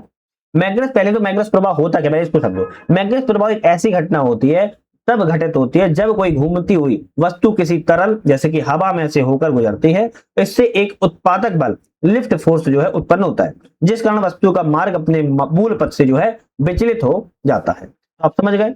तो गेंदों वाले खेलों में एक घूमती हुई क्रिकेट गेंद टेनिस गेंद हो सकती है, बेसबॉल हो सकती है, अपने उड़ान पथ से हटकर आगे बढ़ती है। और मैग्रेस प्रभाव स्पिन गेंदबाजी के दौरान गेंद में डिप लिफ्ट उत्पन्न करने में सहायक होता है। एक घूमती हुई गेंद अपने प्रक्षेप पथ पे हटकर मुड़ जाती है, मतलब कि यहाँ पर इसका प्रभाव हो सकता है। तो आप कहेंगे सही है। हवाई जहाज की पंख की आकृति, ये प्रभाव होगा नहीं। कीटनाशकों को छिड़काव करने के लिए प्रयुक्त उपकरण, नहीं। तो ऑप्शन केवल कहीं पे कितने गलत हैं, तो आप कहेंगे 2 गलत हैं, जबकि एक ऑप्शन आपका यहाँ पर सही है। बात की जाएगी कि 1 पाई एंड एक 3 पाई, एक 2 पाई और एक 3 पाई का प्रतिरोधक समानांतर क्रम से जुड़े हैं। एक संयोजक एक 4 पाई के प्रतिरोधक के साथ श्रेणी क्रम में जुड़ा है। 2 पाई के प्रतिरोधक से प्रवाहित धारा 2A है, तो स्रोत से प्रवाहित कुल धारा कितनी होगी? अब इसका आंसर आएगा 3.33 A होगी। भाई इसमें आप ज्यादा दिमाग मत लगाइएगा। नेक्स्ट क्वेश्चन आता है, एक ध्वनि तरंग का आयाम 2 गुना कर दिया जाता है तो निम्नलिखित में से क्या नहीं बदलता? यदि किसी ध्वनि तरंग का जो आयाम है अगर 2 गुना कर दिया जाए तो क्या नहीं बदलेगा? तो आप कहेंगे क्या नहीं बदलेगा? प्रबलता बदलेगी, तीव्रता बदलेगी, ऊर्जा ही बदलेगी, लेकिन चाल नहीं बदलेगी। क्या नहीं बदलेगी? चाल जो होती है वो नहीं बदलेगी, याद रखना है। निम्नलिखित में से कौन सा कथन जीवन प्रभाव का सही वर्णन करता है? जीवन प्रभाव का सही वर्णन कौन सा कथन करता है? इसमें चुंबकीय क्षेत्र की उपस्थिति में स्पेक्ट्रम रेखाओं का विखंडन शामिल होता है। ये आपका जीवन प्रभाव का सही वर्णन जो है करता है। ऑप्शन बी वाला यहाँ पर आपका करेक्ट है। कौन सा? बी वाला करेक्ट है। सूची 1 है रोग वाहक है, सूची 2 है संबंधित रोग है। जैसे बात की जाए क्यूलेक्स मच्छर की, भाई क्यूलेक्स मच्छर की बात की जाए तो आपका ही कहेंगे एलिफेंटियासिस से संबंधित है, तो आप कहेंगे ये तीसरा वाला रोग हो जाएगा। टीसी मक्खी की बात की जाए आप कहेंगे ट्रिपेनोसोमियासिस से संबंधित हो जाएगा, पहले से मिलाएंगे। सैंड फ्लाई की बात किया है लिस्मेनियासिस से संबंधित हो जाएगा, चौथे से मिलाएंगे। और पिलिया की बात किया प्रेक संबंधित हो जाएगा, दूसरे से मिलाएंगे। ऑप्शन आपका यहाँ पर बी वाला जो है करेक्ट जाएगा। ए का तीसरा, बी का पहला, सी का चौथा और डी का दूसरा ऑप्शन यहाँ पर करेक्ट है। प्रतिरक्षा प्रणाली के बारे में नीचे दिए गए कथनों पर विचार करें, कौन सा ऑप्शन गलत है? कौन सा ऑप्शन गलत है बात की जा रही है, तो यहाँ पर गलत ऑप्शन की बात किया है उपार्जित प्रतिरक्षा खास होती है, इसे सक्रिय रूप से या निष्क्रिय रूप से हासिल जो है की जा सकता है। किसकी बात की जा रही है? प्रतिरक्षा प्रणाली में जो उपार्जित प्रतिरक्षा होती है वो खास होती है, सक्रिय रूप से या निष्क्रिय रूप से हासिल किया जा सकता है, सही लिखा है। दूसरा कहता है मां के पहले दूध में मौजूदा आईजीए एंटीबॉडी प्राकृतिक निष्क्रिय उपार्जित प्रतिरक्षा के उदाहरण, लेकिन आईजीएम नहीं है, बिल्कुल सही कह रहा है। तीसरा कहता है कि एलर्जी होने पर शरीर में आईजीएम प्रकार का इम्यूनोग्लोबिन बनता है, नहीं ये गलत है। आपका एलर्जी होने पर ऐसा जो है नहीं बनता है। आईजीई प्रकार का तत्काल हाइपर सेंसिटिविटी प्रतिक्रियाओं में मुख्य रूप से भूमिका निभाता है, तो बिल्कुल सही बात है चौथा। तो पहला दूसरा चौथा सही है, तीसरा गलत है। पूछा है कौन सा गलत है, तो आप कहेंगे केवल ऑप्शन तीसरा वाला गलत है, जबकि पहला दूसरा चौथा सही है। एक तरफ आनुवांशिक विकार है, दूसरी तरफ कारण है। कौन सा आनुवांशिक विकार किस कारण से होता है? कितनी युग्म सही है? डाउन सिंड्रोम की बात किया तो गुणसूत्र 21 की अतिरोधक प्रति होता है, सही है। क्लाइनफेल्टर सिंड्रोम की बात किया एक एक्स गुणसूत्र की अधिकता होता है, करेक्ट है। टर्नर सिंड्रोम की बात किया गुणसूत्र की कमी होता है, सही है। सिकल सेल एनीमिया की बात किया उत्परिवर्तन के कारण होता है, सही है। तो ऑप्शन कहेंगे जब चारों सही है तो हम कहेंगे इनमें से सभी ऑप्शन आपके सही सुन लेते हैं, याद रखना है ना। चलिए नेक्स्ट क्वेश्चन आता है कि भाई नेक्स्ट क्वेश्चन की बात की जाए किंगडम प्रोटिस्टा के बारे में कौन सा कथन गलत है? भाई किंगडम प्रोटिस्टा के बारे में कौन सा कथन गलत है? सभी प्रोटिस्ट एक कोष के एवं गतिशील होते हैं, क्या सही है? नहीं, सभी कोष के एक कोष के और गतिशील नहीं होते हैं, है ना। दूसरा कहता है कि काइमोफाइट्स की कोशिका भित्ति में सिलिका जड़ी होती है, आप कहेंगे बिल्कुल बात सही है। यूग्लिनाइट्स में प्रोटीन युक्त पैलिक होता है, आप कहेंगे ये भी करेक्ट है। प्रतिकूल परिस्थितियों में स्लाइम मॉड्यूल प्लाज्यूडियम बनाते हैं, ये भी गलत है। तो दूसरा और तीसरा तो यहाँ पर क्या है गलत है, जबकि पहला और चौथा गलत, जबकि दूसरा और तीसरा ऑप्शन यहाँ पर जो है सही है। अब जो गलत थे वही आपके ऑप्शन के अकॉर्डिंग जो है सही है। नेक्स्ट क्वेश्चन आता है पुमंग के बारे में निम्नलिखित में से कौन सा कथन सही है? भाई पुमंग के बारे में पूछ रहा है कौन सा ऑप्शन करेक्ट है, तो यहाँ पर बात किया है कि पंखुड़ियों से जुड़े पुंकेसर दललग्न कहलाते हैं, सही है। तो एक जब पुंकेसर एक बंडल में जुड़े होते हैं तो इसे एक संघी कहते हैं, यही सही है। परिदल लग्न पुंकेश्वर लिली में पाए जाते हैं, ये भी करेक्ट है। बहुसंगी स्थिति का अर्थ पुंकेश्वर स्वतंत्र होते हैं, ये भी करेक्ट सही है। तो आप कहेंगे चारों सही है, आपका ऑप्शन सी वाला यहाँ पर सही हो जाएगा, याद रखिए। चलिए नेक्स्ट क्वेश्चन आता है कि संयोजी ऊतक के संबंध पर विचार करें, कौन सा ऑप्शन यहाँ पर सही है? संयोजी ऊतक के बारे में एरियोलर ऊतक एक ढीला संयोजी ऊतक है। कैसा है? एरियोलर ऊतक एक ढीला संयोजी ऊतक है, करेक्ट है। वसा ऊतक एक प्रकार का सघन संयोजी ऊतक होता है। वसा की बात की जा रही है, एक प्रकार का कैसा होता है? वास्तव में अन्य प्रकार का ढीला संयोजी ऊतक होता है, ना कि सघन होता है। कैसा होता है? ढीला संयोजी ऊतक होता है। तो आपका ऑप्शन कहेंगे दूसरा वाला गलत है। उपास्थि संबंधी और खनिज युक्त होती है। उपास्थि संबंधी खनिज युक्त होती है, ये भी ऑप्शन आपका क्या है? गलत है। उपास्थि ठोस लचीला मैट्रिक्स होता है जो कि संपीड़न प्रतिरोध करता है, तो यह आपका संबंधी और खनिज युक्त नहीं होती है। चौथा है कि रक्त में एक तरल मैट्रिक्स प्लाज्मा होता है, ये भी करेक्ट है। तो पहला और चौथा तो सही है, जबकि दूसरा और तीसरा ऑप्शन गलत था, मैंने बता दिया है। चलिए, निम्नलिखित में से कौन सा एक झिल्ली रहित कोशिकांग है जो प्रोकैरियोटिक एवं यूकेरियोटिक दोनों प्रकार की कोशिकाओं में पाया जाता है? आपका ऑप्शन आएगा राइबोसोम। राइबोसोम एक ऐसा होता है जो प्रोकैरियोटिक और यूकेरियोटिक दोनों प्रकार की कोशिकाओं में पाया जाता है, जिसे राइबोसोम कहते हैं। दो न्यूरॉन्स के बीच के जोड़ को क्या कहा जाता है? दो न्यूरॉन्स के बीच के जोड़ को हम सिनेप्स कहते हैं। क्या कहते हैं? सिनेप्स कहते हैं, रखना है। सिनेप्स नाम से जाना जाता है। दो न्यूरॉन्स के बीच के जोड़ को हम सिनेप्स के नाम से इसको जानते हैं। सूची 1 हार्मोन्स है, सूची 2 का कार्य है। कौन सा हार्मोन्स किस कार्य के लिए जाना जाता है? जैसे बात की जाए प्रोलैक्टिन, प्रोलैक्टिन की बात की जाए तो स्तन ग्रंथियों के विकास को उत्तेजित करता है। यह महिलाओं में जो आपके स्तन ग्रंथि होती है उसके क्या करता है? विकास को उत्तेजित करता है। पीटीएच की बात की जाए तो पीटीएच रक्त में कैल्शियम से बढ़े हुए स्तर को नियंत्रित करता है। कोर्टिसोल की बात की जाए, यह तनाव की प्रतिक्रिया देने वाला होता है, इसे कोर्टिसोल कहते हैं। और एड्रेनालिन की बात करें, आपातकालीन लड़ो या भागो प्रतिक्रिया को यह नियंत्रित करता है। दूसरे से मिला देंगे तो देखो आपको ऑप्शन पहले का क्या हो जाएगा? आप कहेंगे तीसरा हो जाएगा, दूसरे का पहला हो जाएगा, सी का चौथा हो जाएगा, डी का आपका ऑप्शन दूसरा हो जाएगा। तो 3 1 4 2, 3 1 4 2 ऑप्शन आपका यहाँ पर बी वाला करेक्ट है। चलिए, नेक्स्ट क्वेश्चन आता है। सूची 1 है वैज्ञानिक है, सूची 2 है योगदान। किस वैज्ञानिक का किस क्षेत्र में योगदान रहा है? जैसे हार्डी वैनबर्ग की बात की जाए तो इनका योगदान जो है आपके किस क्षेत्र में रहा है? आप कहेंगे आनुवंशिक संतुलन सिद्धांत में रहा है, सही है। ह्यूगो डी फ्रिज की बात किया, विकास के उत्परिवर्तन सिद्धांत में सहयोग योगदान रहा है, करेक्ट है। अंडस्ट हैकल की बात किया, पुनर्जीकरण सिद्धांत में रहा है, सही है। और ऑपेरिन और हॉल्डेन की बात किया, जीवन की रासायनिक विकास में रहा है, करेक्ट है। ऑप्शन आपके पहले का पहला, दूसरे का दूसरा, तीसरे का तीसरा और चौथे का चौथा ऑप्शन करेक्ट है। निम्नलिखित कथनों पर विचार करें और ऑप्शन यहाँ पर कौन सा सही है? चलिए विचार कर लेते हैं। जोहानिस केपलर ने गृह कक्षाओं की खोज की, परंतु इसमें पृथ्वी को ब्रह्मांड केंद्र ना माना, ब्रह्मांड केंद्र माना। तो आपका ऑप्शन ये सही रहेगा क्या? आप कहेंगे जोहान्स केपलर ने गृह कक्षाओं की खोज की, परंतु इसमें पृथ्वी को ब्रह्मांड का केंद्र माना। तो आप कहेंगे सही है, आप कहेंगे गलत है। भाई बात की जाए तो आपके जो केपलर साहब हैं, अगर बात की जाए तो इन्होंने जो है पृथ्वी को संपूर्ण ब्रह्मांड का केंद्र माना था। पृथ्वी को संपूर्ण केंद्र माना था। और किसकी बात की जा रही है? ये कॉपर आपकी ये निकोलस की बात की जा रही है ना, कॉपर निकस की बात की जा रही है, इन्होंने माना था। तो पहला गलत हो गया। कॉपर निकस के अनुसार सूर्य ब्रह्मांड के केंद्र पर है तथा सभी ग्रह इसकी परिक्रमा करते हैं, बिल्कुल बात ठीक है। तो यहाँ पर केवल दूसरा ऑप्शन रहेगा, पहला वाला गलत रहेगा। जोहान्स केपलर की नहीं बल्कि निकोलस कॉपर निकस की बात यहाँ पर की जा रही है। इन्होंने सूर्य ब्रह्मांड के केंद्र पर है, इसकी परिक्रमा करते हैं, इसे सूर्य केंद्रीय सिद्धांत कहा जाता है। चलिए नेक्स्ट क्वेश्चन की बात करेंगे। नेक्स्ट क्वेश्चन यहां पर आएगा हमारा, बघेलखंड का पठार किन क्षेत्रों को अलग करता है? भाई बघेलखंड का पठार किन क्षेत्रों को अलग करेगा? बघेलखंड का जो पठार है, पहले तो केंद्रीय उच्च भूमि को पूर्वी पठार से अलग करती है। बघेलखंड का पठार भारत के प्रायद्वीपीय पठार का हिस्सा है। कैसा है? प्रायद्वीपीय पठार का बघेलखंड का पठार जो है आपका हिस्सा है। अब यह क्या करता है? केंद्रीय उच्च भूमि है ना, केंद्रीय उच्च भूमि को पूर्वी पठार से क्या करता है? अलग करता है। पहली बात तो बघेलखंड का पठार कर्क रेखा और मानक भारतीय समय रेखा को एक दूसरे पर काटता है। ये कर्क रेखा और भारतीय मानक समय रेखा, तो आपका ऑप्शन रहेगा कर्क रेखा और आपकी भारतीय मानक समय रेखा, भारतीय मानक समय रेखा, यह एक दूसरे को कर्क रेखा पर, भारतीय मानक समय रेखा पर बघेलखंड का पठार क्या करता है? एक दूसरे को काटता है। मध्य प्रदेश के उत्तर पूर्वी हिस्से से उत्तर प्रदेश के दक्षिण पूर्वी भाग पर यह फैला हुआ है। समझ गए? तो मध्य प्रदेश में अगर कभी पूछा जाए कहां पर, तब आप कहेंगे नॉर्थ ईस्ट में फैला है, और उत्तर प्रदेश में पूछा जाए तो आप कहेंगे साउथ ईस्ट में फैला है। ठीक है।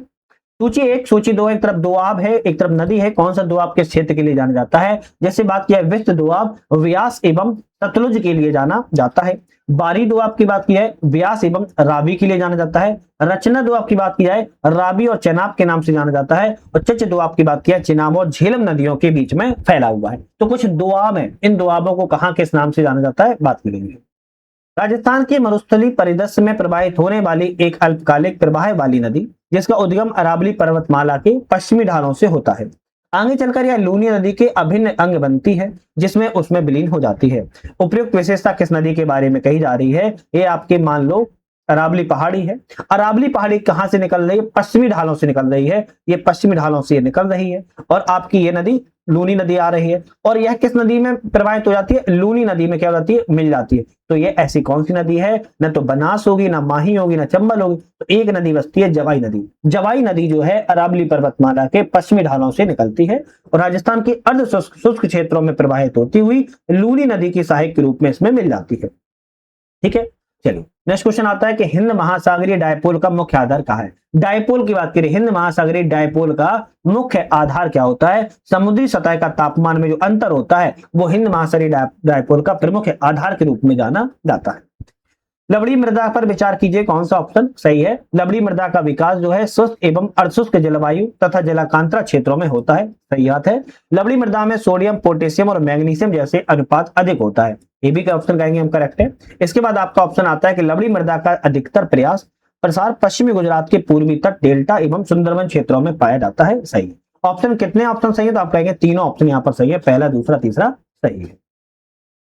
चलिए नेक्स्ट क्वेश्चन तरफ बढ़ेंगे। निम्नलिखित में से कौन सा कथन बृहद क्षरण के संदर्भ में सही नहीं? बृहद क्षरण के संदर्भ में सही नहीं है। एक गुरुत्वीय गमनात्मक प्रक्रिया है, बिल्कुल बात ठीक कह रहा है। गुरुत्वाकर्षण बल का इसमें प्रभाव होता है, ये भी सही है। भौतिक और रासायनिक परिवर्तन नहीं होते। अरे भौतिक रासायनिक परिवर्तन तो इसमें होते हैं, है ना, लिखा है नहीं होते, तो आपका ऑप्शन ये गलत है।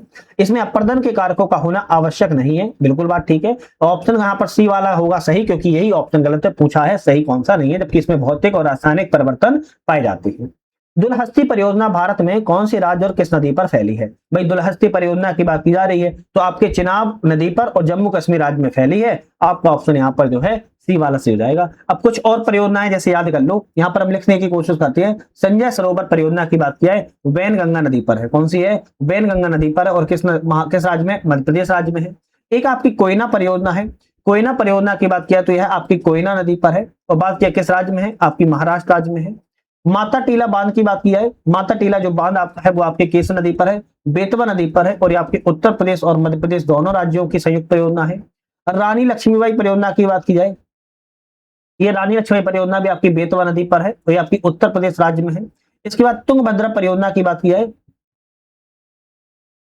तुंगभद्रा परियोजना की बात किया, ये आपकी पेन्नार तुंगभद्रा नदी पर है, पेन्नार एवं तुंगभद्रा नदी पर है और यह उड़ीसा और कर्नाटक राज्यों में फैली हुई है।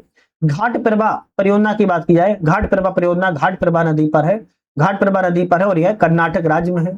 इसके बाद उकाई परियोजना, उकाई परियोजना की बात किया तो यह ताप्ती नदी पर है और यह गुजरात राज्य में है। इसी तरह कई परियोजनाएं हैं जो आपको याद कर लेना है। क्वेश्चन में तो एक परियोजना आई थी दुलहस्ती परियोजना, जो कि आपकी जम्मू कश्मीर राज्य में है, चिनाब नदी पर फैली है।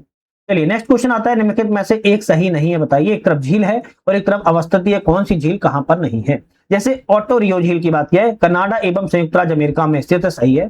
विक्टोरिया झील की बात किया तो युगांडा, सोमालिया, जिम्बाब्वे में है क्या? तो युगांडा, केन्या एवं तंजानिया में है। कहां पर हो जाएगी? केन्या, तंजानिया, युगांडा में, ना कि सोमालिया, ना कि जिम्बाब्वे में। तो बी ऑप्शन गलत है। बाल्खस झील की बात किया कजाकिस्तान में है, सही है। और ओनेगा झील की बात किया रूस में है, करेक्ट है। तो आपका ऑप्शन यहाँ पर कौन सा रहेगा? बी ऑप्शन यहाँ पर गलत है, जबकि ए, सी और डी ऑप्शन यहाँ पर सही थे। नेक्स्ट क्वेश्चन, एक तरफ द्वीप आते हैं, दूसरी तरफ अवस्थिति है। जैसे क्यूबा द्वीप की बात की जाए तो क्यूबा द्वीप आपका कैरिबियन सागर में है। ग्रीनलैंड की बात किया तो आर्कटिक महासागर में है। न्यू गिनी की बात किया तो पश्चिमी प्रशांत महासागर में है। बोर्नियो की बात किया हिंद महासागर में। अब कई और भी द्वीप है, जैसे ग्रीनलैंड आर्कटिक महासागर में हो गया, न्यू गिनी पश्चिमी प्रशांत महासागर में हो गया, बोर्नियो हिंद महासागर में, मेडागास्कर भी हिंद महासागर में, बैफिन द्वीप उत्तरी आर्कटिक महासागर में, विक्टोरिया द्वीप उत्तरी ध्रुव महासागर में, ब्रिटेन उत्तरी अटलांटिक महासागर में ना, सुलोवेसी हिंद महासागर में, दक्षिण द्वीप दक्षिण प्रशांत महासागर में, जावा द्वीप हिंद महासागर में, उत्तरी द्वीप दक्षिण पश्चिमी प्रशांत महासागर में, क्यूबा कैरिबियन सागर में। तो ऐसे कई द्वीप आपको देखने को यहाँ पर मिल जाते हैं। नेक्स्ट क्वेश्चन आता है हमारा पॉलिटी से। अभी हमने हिस्ट्री, साइंस और ज्योग्राफी कर ली, अब पॉलिटी से हमारे यहाँ पर क्वेश्चन आते हैं। चलिए पॉलिटी का पहला क्वेश्चन आता है, वैसे इस टेस्ट का 71 क्वेश्चन है। अनुच्छेद 368 के अंतर्गत संविधान के संशोधन के संबंध में निम्नलिखित कथनों पर विचार कीजिए। विचार क्या करना है इसको देख लेते हैं। विचार करना है कि कौन सा ऑप्शन यहाँ पर करेक्ट है। चलो अनुच्छेद 368 के अंतर्गत विचार कर लेना है। यदि कोई संवैधानिक संशोधन विधेयक देश की संघीय संरचना को प्रभावित करता है तो उसे किसी राज्य की विधानसभा में प्रस्तुत किया जा सकता है। क्या प्रस्तुत किया जा सकता है? अरे भाई, भले ही प्रस्तावित संशोधन देश की संरचना का हो, सीधे तौर पर प्रभावित करता हो या ना करता हो, इसको राज्य की विधानसभा से नहीं प्रस्तावित किया जा सकता। गलत है। राज्य विधानमंडलों के लिए संवैधानिक रूप से अनिवार्य है कि वह किसी संघीय संशोधन विधेयक को प्राप्त करने के 6 माह के भीतर उसका अनुसमर्थन करे। तो ये गलत सही है, ये वह गलत है। ना तो पहला सही है, ना ही दूसरा सही है। ऑप्शन यहाँ पर डी वाला रहेगा, कोई भी ऑप्शन करेक्ट नहीं है। ठीक है, चलिए नेक्स्ट क्वेश्चन आता है, निम्नलिखित में से कौन सा कथन केंद्रीय अन्वेषण ब्यूरो सीबीआई के विधिक आधार का सटीक वर्णन करता है? भाई, सीबीआई के विधिक आधार का सटीक वर्णन कौन करता है? तो यह एक गैर सांविधिक निकाय है। पहले तो अपनी जांच शक्तियां दिल्ली विशेष पुलिस स्थापना डीएसपीई अधिनियम 1946 के अंतर्गत प्राप्त करता है। सीबीआई कोई एक अलग संवैधानिक संस्था नहीं है, एक गैर सांविधिक निकाय है। अपनी जांच जो करता है वो दिल्ली विशेष पुलिस स्थापना अधिनियम 1946 के अंतर्गत ही कार्य करता है। यदि कोई राज्य सरकार राज्य के भीतर रेल मार्गों के रखरखाव से संबंधित किसी वैध संघीय निर्देश को लागू करने से स्पष्ट रूप से इनकार कर देती है तो किसी विशिष्ट अनुच्छेद के तहत राष्ट्रपति यह घोषित कर सकते हैं कि उस राज्य की सरकार का संचालन संविधान के अनुसार नहीं किया जा रहा है। और आर्टिकल कौन सा लगेगा इसमें? आर्टिकल 365 के अंतर्गत ऐसा किया जाता है। आर्टिकल 365 के अंतर्गत याद रखना है। क्वेश्चन डाउट होगा आप लोगों को, पक्की पता है, क्योंकि आप लोग क्वेश्चन कहेंगे सर और कुछ होगा, 356 होगा, 362, तो ऐसा नहीं है भाई। 365 के तहत जो है, यदि कोई राज्य सरकार राज्य के भीतर रेल मार्गों के रखरखाव संबंधित कोई वैध संघीय निर्देश लागू करने से इनकार कर देती है तो राष्ट्रपति घोषित कर सकता है राज्य की सरकार का संचालन संविधान के अनुसार नहीं किया जा रहा है, और 365 के अंतर्गत ऐसा किया जा सकता है। नेक्स्ट क्वेश्चन आता है, निम्नलिखित में से किस महत्वपूर्ण समिति ने मूल रूप से सतर्कता के क्षेत्र में केंद्र सरकार की एजेंसियों को सलाह और मार्गदर्शन देने के लिए केंद्रीय सतर्कता आयोग की स्थापना की सिफारिश की थी? तो केंद्रीय सतर्कता आयोग की सिफारिश की स्थापना संथानम समिति के द्वारा 1964 में की गई थी। 1964 में संथानम समिति की यहाँ पर जो है सामने आई थी, और भ्रष्टाचार की निवारण करने के लिए इस समिति को जो है लाया गया था, जिसमें मार्गदर्शन भी देती है और सलाह का कार्य भी करती है। कोठारी आयोग की बात की जाए तो यह 1964 से 66 के दौरान आई थी, और यह शिक्षा के आयोग से नाम से भी इसको जाना जाता है। सरकारी आयोग आप सभी को पता है, केंद्र संबंध के बारे में 1983 संबंधित है, और पूंछी आयोग 2007 में आई थी, यह आपको याद रखना है। नेक्स्ट क्वेश्चन आता है, संविधान के अनुच्छेद 239 ए के अंतर्गत राष्ट्रीय राजधानी क्षेत्र दिल्ली की विधानसभा को राज्य सूची में शामिल सभी विषयों पर कानून बनाने का अधिकार प्राप्त है, सिवाय किसके? सिवाय पुलिस, सार्वजनिक व्यवस्था और भूमि के। इस पर जो है कानून नहीं बना सकती है आपकी कौन? आप कहेंगे दिल्ली की राष्ट्रीय राजधानी क्षेत्र दिल्ली की आपका विधानसभा, जबकि अन्य विषयों पर जो है कानून बना सकते हैं, इन 3 विषयों को छोड़कर। संविधान के अनुच्छेद 31C के अंतर्गत राज्य के द्वारा निम्नलिखित में से किन निर्देशक सिद्धांतों को लागू करने के लिए बनाए गए कानूनों को इस आधार पर शून्य घोषित किए जाने को संरक्षण प्राप्त है? अनुच्छेद 14 और 19 का उल्लंघन हो रहा है। अगर संविधान में आर्टिकल 31C के अंतर्गत राज्य के द्वारा नीति निर्देशक सिद्धांत को अगर बनाए जाते हैं, लागू किया जाता है, और अगर 14 और 19 का उल्लंघन किया जाता है तो यह शून्य घोषित भी किए जा सकते हैं। आर्टिकल किसकी बात की जा रही है? आर्टिकल 39B की बात की जा रही है, आर्टिकल 39C की यहाँ पर बात की जा रही है। सी ऑप्शन आपका यहाँ पर करेक्ट है। नेक्स्ट क्वेश्चन आता है, भारतीय संसद की वित्तीय समितियों के संबंध पर विचार करें, कौन सा ऑप्शन सही है? भारत की वित्तीय संसदीय समितियों के बारे में विचार करना है। लोक लेखा समिति में 22 सदस्य होते हैं, जिसमें संसद के दोनों सदस्यों से अनुपातिक प्रतिनिधि के रूप में चुने जाते हैं। बिल्कुल बात ठीक है। और लोक लेखा समिति नियंत्रक महालेखा परीक्षक के मतलब के साथ साथ मिलकर भी काम करती है।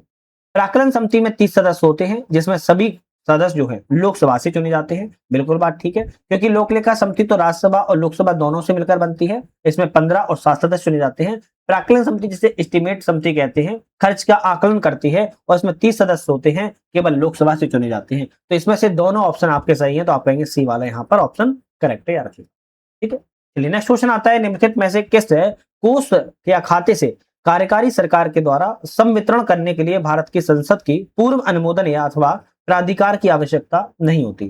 तो भारत की लोक लेखा किस खाते से? भारत के लोक लेखा खाते से कार्यकारी सरकार के द्वारा संवितरण करने के लिए यहाँ पर जो है आवश्यकता अनुमोदन की प्राधिकार की नहीं होती है। भारत की संचित निधि किस आर्टिकल में आती है? 266 के 1 क्लोज में आती है। भारत की आकस्मिक निधि किस में आती है? तो आर्टिकल 267 में आती है। ये दोनों याद रखना है। और भारत का लोक लेखा अनुच्छेद की बात किया तो आपकी 266 की क्लोज 2 में आता है। ठीक है, चलिए नेक्स्ट क्वेश्चन आता है सामाजिक और शैक्षिक रूप से पिछड़े वर्गों में पहचान करने के लिए 105वें संवैधानिक संशोधन अधिनियम का प्राथमिक कानूनी प्रभाव क्या है? क्या प्रभाव है? तो इसने राज्य सरकारों के लिए आपके अनुसूचित यहाँ पर राज्य सरकारों के लिए सामाजिक और शैक्षणिक रूप से पिछड़े वर्गों की अपनी स्वतंत्र सूचियों पहचानने और बनाए रखने की शक्ति को बहाल कर दिया है। सी ऑप्शन करेक्ट है। 105वें संवैधानिक संशोधन अधिनियम के द्वारा कहा गया है राज्य सरकारों के आप यह सामाजिक रूप से और शैक्षणिक रूप से जो पिछड़े हैं उनकी शक्ति को बनाए रखने के लिए पहचानने के लिए शक्ति को यहाँ पर जो है दे दी गई है। इलेक्ट्रॉनिक बॉन्ड योजना को रद्द करते हुए अपने ऐतिहासिक 2024 के फैसले में सुप्रीम कोर्ट ने फैसला दिया कि यह योजना मुख्य रूप से इसलिए असंवैधानिक थी क्योंकि इसमें मतदाताओं के किस विशिष्ट मौलिक अधिकार का उल्लंघन होता था। आर्टिकल 19 क्लोज 1 ए के तहत अनुच्छेद 19 के ए के तहत जो है आपका नागरिकों का क्या हो रहा था भाई, नागरिकों का उल्लंघन हो रहा था, जिसके तहत जो है इसका इलेक्ट्रॉल बॉन्ड योजना को रद्द कर दिया गया है। ठीक है, चलिए नेक्स्ट क्वेश्चन की बात कर लेते हैं। नेक्स्ट क्वेश्चन आता है कि यहाँ पर अभिकथन कारण है कौन सा सही है। अभिकथन कहता है कि खुला बाजार ओपन मार्केट ऑपरेशन का इस्तेमाल रुपए की विनिमय दर को प्रतिबंधित करने के लिए किया जा सकता है। क्या ये सही है? आप कहेंगे बिल्कुल बात ठीक है, खुला बाजार का इस्तेमाल रुपए की विनिमय दर को रेगुलेट करने के लिए किया जा सकता है।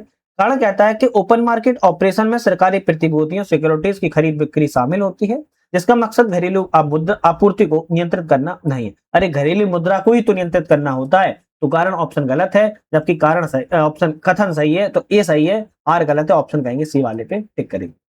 एक तरफ बेरोजगारी के प्रकार हैं, उससे विशिष्ट उदाहरण कौन से मेल खाते हैं। एक तरफ प्रकार और उदाहरण आता है बेरोजगारी की, ये कौन से प्रकार हैं? बेरोजगारी के प्रकार हैं, बेरोजगारी के प्रकार है।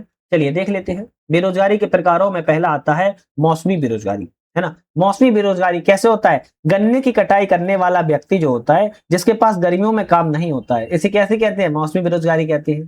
परिच्छन्न बेरोजगारी, एक परिवार के 5 सदस्य हैं जो एक छोटे से खेत में 5 सदस्य काम कर रहे हैं जबकि 2 सदस्यों से काम चल सकता है, जिसे परिच्छन्न बेरोजगारी कहते हैं। एक आता है संरचनात्मक बेरोजगारी। संरचनात्मक बेरोजगारी ऐसी बेरोजगारी होती है, एक टाइपिस्ट जिसकी नौकरी कंप्यूटर सॉफ्टवेयर के कारण चली गई है, तो इसे क्या कहते हैं? संरचनात्मक बेरोजगारी कहते हैं। एक होता है अल्प रोजगार, जैसे एक इंजीनियर जो डिलीवरी पार्टनर के तौर पर भी काम कर रहा है। जैसे आज आप लोगों ने देखा होगा भाई इंजीनियर है लेकिन शाम के समय ऑफिस से आने के बाद वह रैपिडो, ओला, जोमेटो ये सब डिलीवरी करता रहता है, उसे अल्प रोजगार के रूप में कहते हैं। तो इस तरीके से आपको ये बेरोजगारी के कुछ उदाहरण और प्रकार है। चलिए नेक्स्ट क्वेश्चन आता है, एक तरफ शब्द है और उसका विवरण है। कौन सा शब्द किस विवरण के लिए जाना जाता है? जैसे रेंगती हुई मुद्रास्फीति। रेंगती हुई मुद्रास्फीति को क्या कहते हैं? कीमतों में 1% से 3% तक की बढ़ोतरी होती है, उसे रेंगती हुई मुद्रास्फीति कहते हैं। चौथे से मिला देंगे। तेजी से बढ़ती हुई महंगाई को क्या कहते हैं? कीमतों में 10 से 20% की बढ़ोतरी हो रही है, तो उसे कीमतों में 10% से 20% की बढ़ोतरी होने पर तेजी से बढ़ती हुई महंगाई कहते हैं।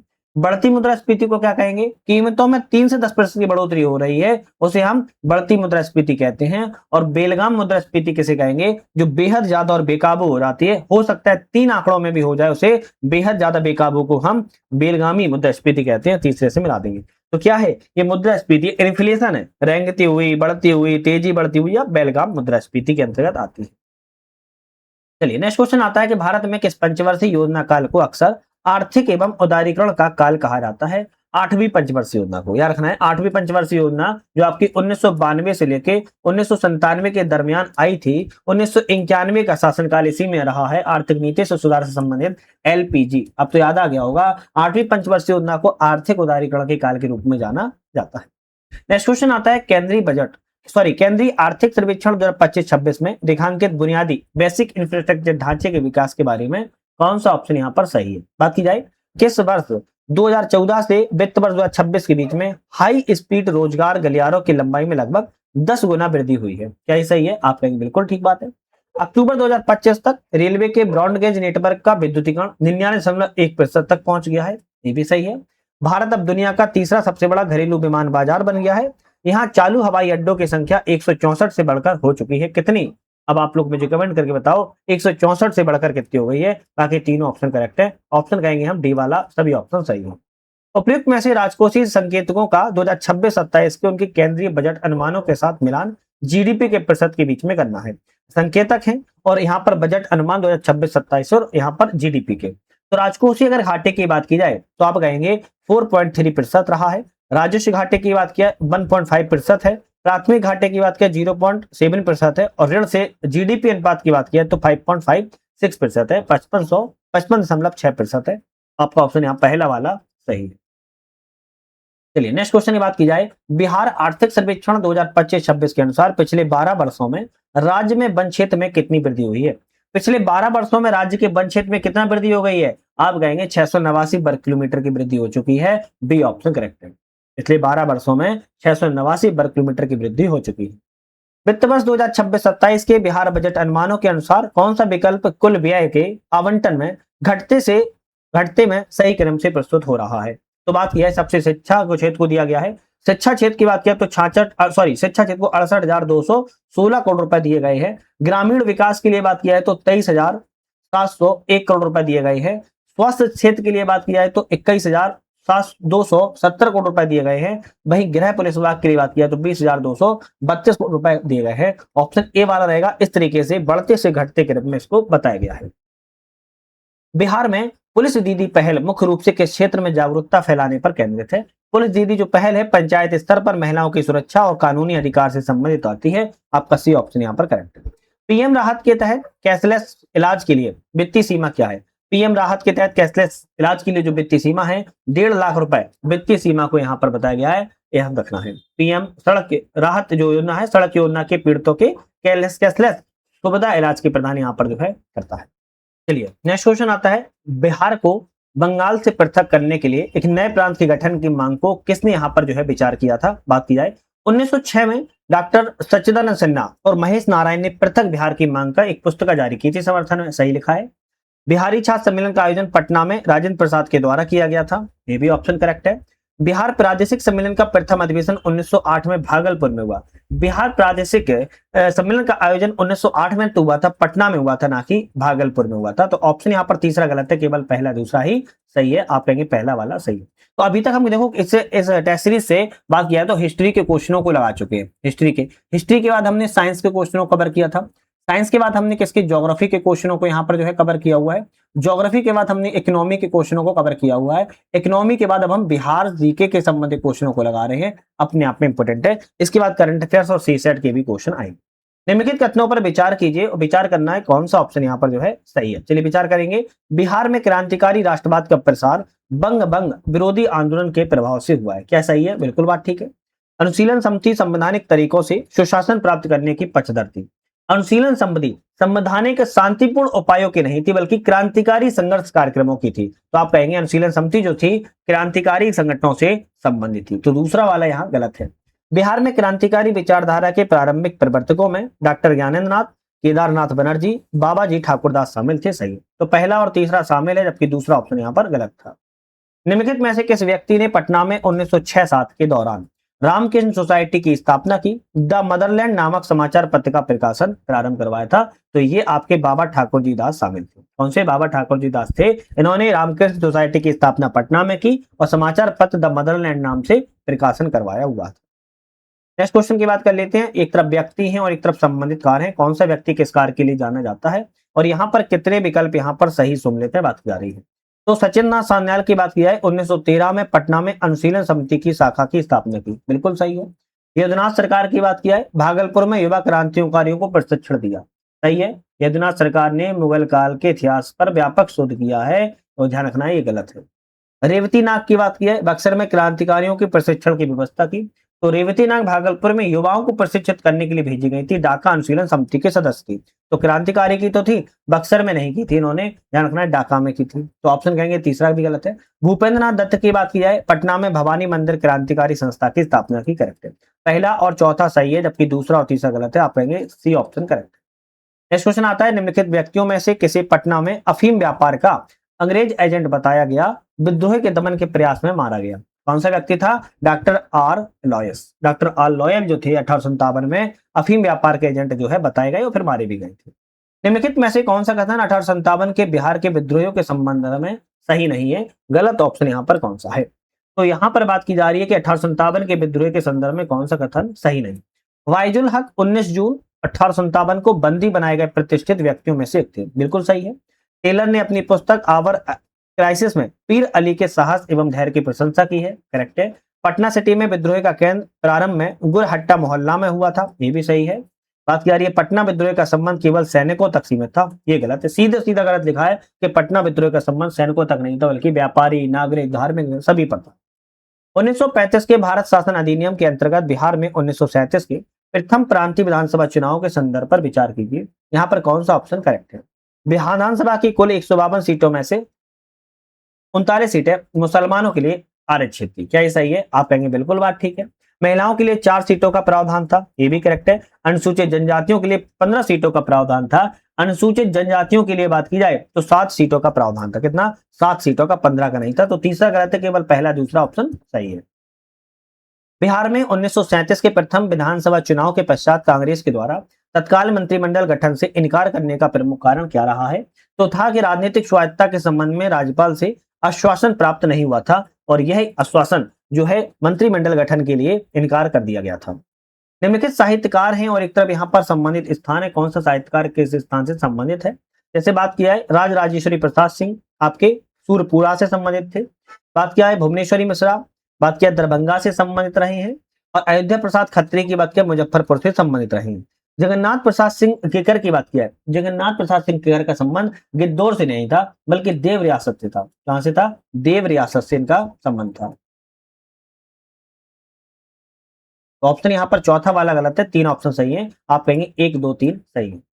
चलिए नेक्स्ट क्वेश्चन की बात कर लेते हैं। बिहार उड़ीसा प्रांत के प्रशासनिक इतिहास के संदर्भ पर विचार करें, कौन सा ऑप्शन सही नहीं है? गलत ऑप्शन कौन सा है? 100 नंबर का क्वेश्चन लगा रहे हैं, अभी 50 क्वेश्चन और बाकी है। बात की जा रही है कि बिहार उड़ीसा में प्रांत के प्रशासनिक इतिहास में कौन सा ऑप्शन सही नहीं है? कौन सा सही नहीं है? Edward Albert Gait Bihar Orissa के प्रथम उपराज्यपाल थे। भाई चार्ल्स स्टुअर्ट बेली जो थे बिहार उड़ीसा के प्रथम राज्यपाल थे। तो चार्ल्स स्टुअर्ट बेली थे बिहार उड़ीसा के प्रथम उपराज्यपाल थे। बिहार उड़ीसा के उपराज्यपाल के रूप में 2 पृथक कार्यकालों की सेवा दी है। तो आप कहेंगे अल्बर्ट गेट ने दी थी। तो ऑप्शन ये दोनों सही नहीं लिखे, ऊपर नीचे लिखा हुआ है। तो आप कहेंगे यहाँ पर ना तो पहला सही है ना ही दूसरा सही है। तो दोनों ऑप्शन गलत है। बिहार एआई मिशन के बारे में नीचे कथनों पर विचार करें, कौन सा ऑप्शन सही है? बिहार एआई मिशन के बारे में बिहार ने नवंबर 2025 में बिहार एआई मिशन को अपनाया, सही बात है। इस मिशन का उद्देश्य governance, digital transformation, skill development में आर्टिफिशियल इंटेलिजेंस एआई को बढ़ावा देना है, ये भी करेक्ट है।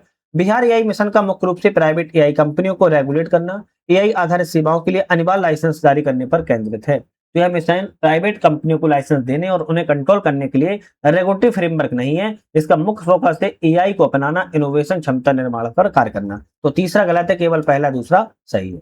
चलिए नेक्स्ट क्वेश्चन आता है बिहार बजट 2026-27 में आय के स्रोतों को इनके योगदान के अवरोही क्रम में बताना है। तो लोक ऋण की अगर बात की जाए तो लोक ऋण का जो आपका योगदान है 17.81% रहेगा।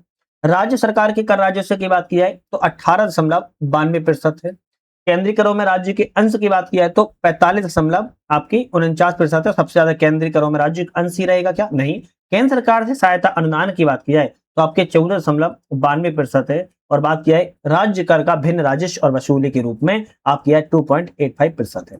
अब सबसे ज्यादा किसका रहेगा? केंद्रीय करों में राजस्व का अंश रहेगा, फिर राज्य सरकार के राजस्व रहेंगे, फिर लोक ऋण रहेगा, अंतिम में आपका क्या रहेगा? फिर केंद्र सरकार की सहायता और अंतिम में राज्य कर भिन्न। तो आपका ऑप्शन यहाँ पर ए वाला जो है 3 2 1 4 5 सही हो जाएगा।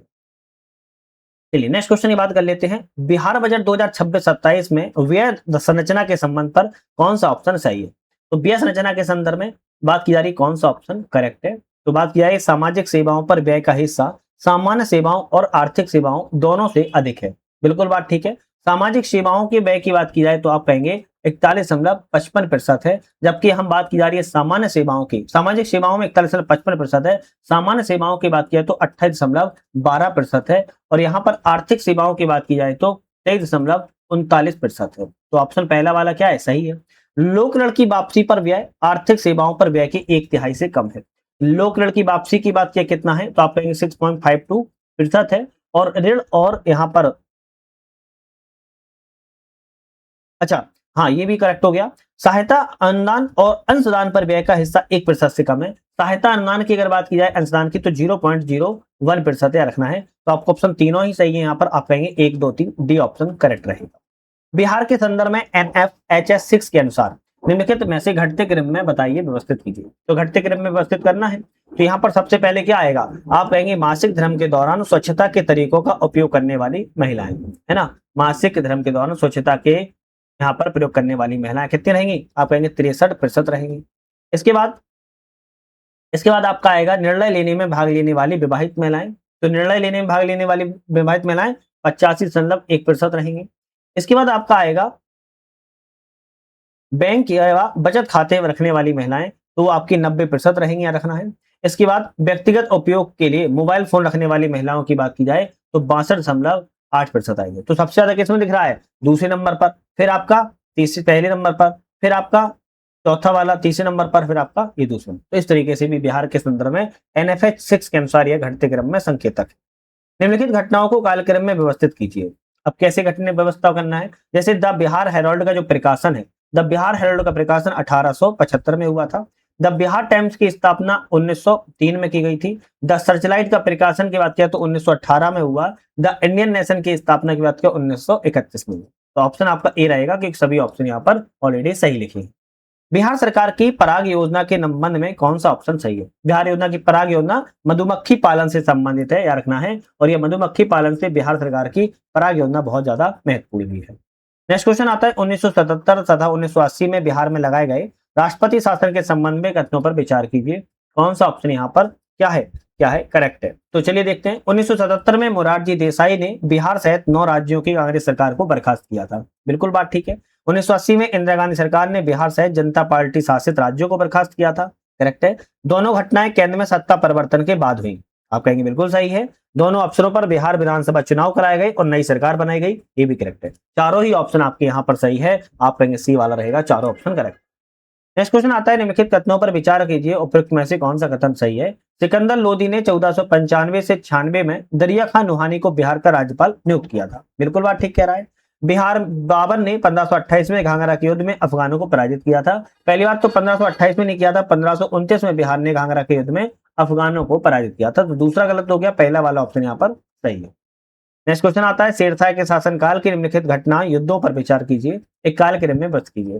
जैसे बात की जाए यहाँ पर युद्धों में, सूरजगढ़ की लड़ाई सबसे पहले हुई। सूरजगढ़ की लड़ाई 1534 में हुई थी। इसके बाद आपकी रायसीन विजय हुई। रायसीन की विजय की बात की जाए, अच्छा पहले एक मिनट, मच्छीवाड़ा का युद्ध की बात किया तो 1555 में हुआ। और आपके यहाँ पर मारवाड़ विजय की बात की जाए, जो मारवाड़ विजय थी आपकी ये आपकी 1544 में की गई। और रायसीन की विजय की याद किया तो 1543 में की गई। तो 1534, 1543, 1544 और 1555। तो यहाँ पर आएगा 2 4 3 1, आपका सी वाला ऑप्शन यहाँ पर करेक्ट है ना, सी वाला ऑप्शन सही है। चलिए नेक्स्ट क्वेश्चन की बात कर लेते हैं। नेक्स्ट क्वेश्चन आता है कि अकबर के काल में बिहार प्रशासन और अफगान प्रतिरोध के संदर्भ पर विचार कीजिए। कौन सा ऑप्शन यहाँ पर गलत है, कौन सा गलत है। अकबर के काल में बिहार प्रशासन के संबंध में दाऊद खां करकरानी ने अकबर के प्रति मित्रतापूर्ण नीति अपनाई, जबकि ताज खां कुरानी ने मुगलों का विरोध किया। क्या ये सही लिखा है। ताज खां करकरानी ने अकबर की प्रति सम्मान की नीति अपनाई थी, रखना है।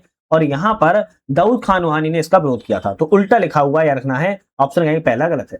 1576 ईस्वी में अकबर ने आखिरकार बंगाल में स्वतंत्र शासन को समाप्त किया, बिल्कुल सही लिखा है। राजा मानसिंह के काल में पटना को बिहार की राजधानी बनाया गया था, तो राजा मानसिंह के काल में पटना को राजधानी नहीं बनाया गया था। मानसिंह के समय रोहतास की राजधानी बनाई गई थी। मानसिंह के समय पटना को नहीं बनाया गया था, बल्कि रोहतास को राजधानी बनाया गया था, ये भी गलत है। तो पहला और तीसरा गलत है, जबकि दूसरा ऑप्शन सही था। पूछा है कौन सा गलत है, हम कहेंगे सी वाला ऑप्शन सही रहेगा।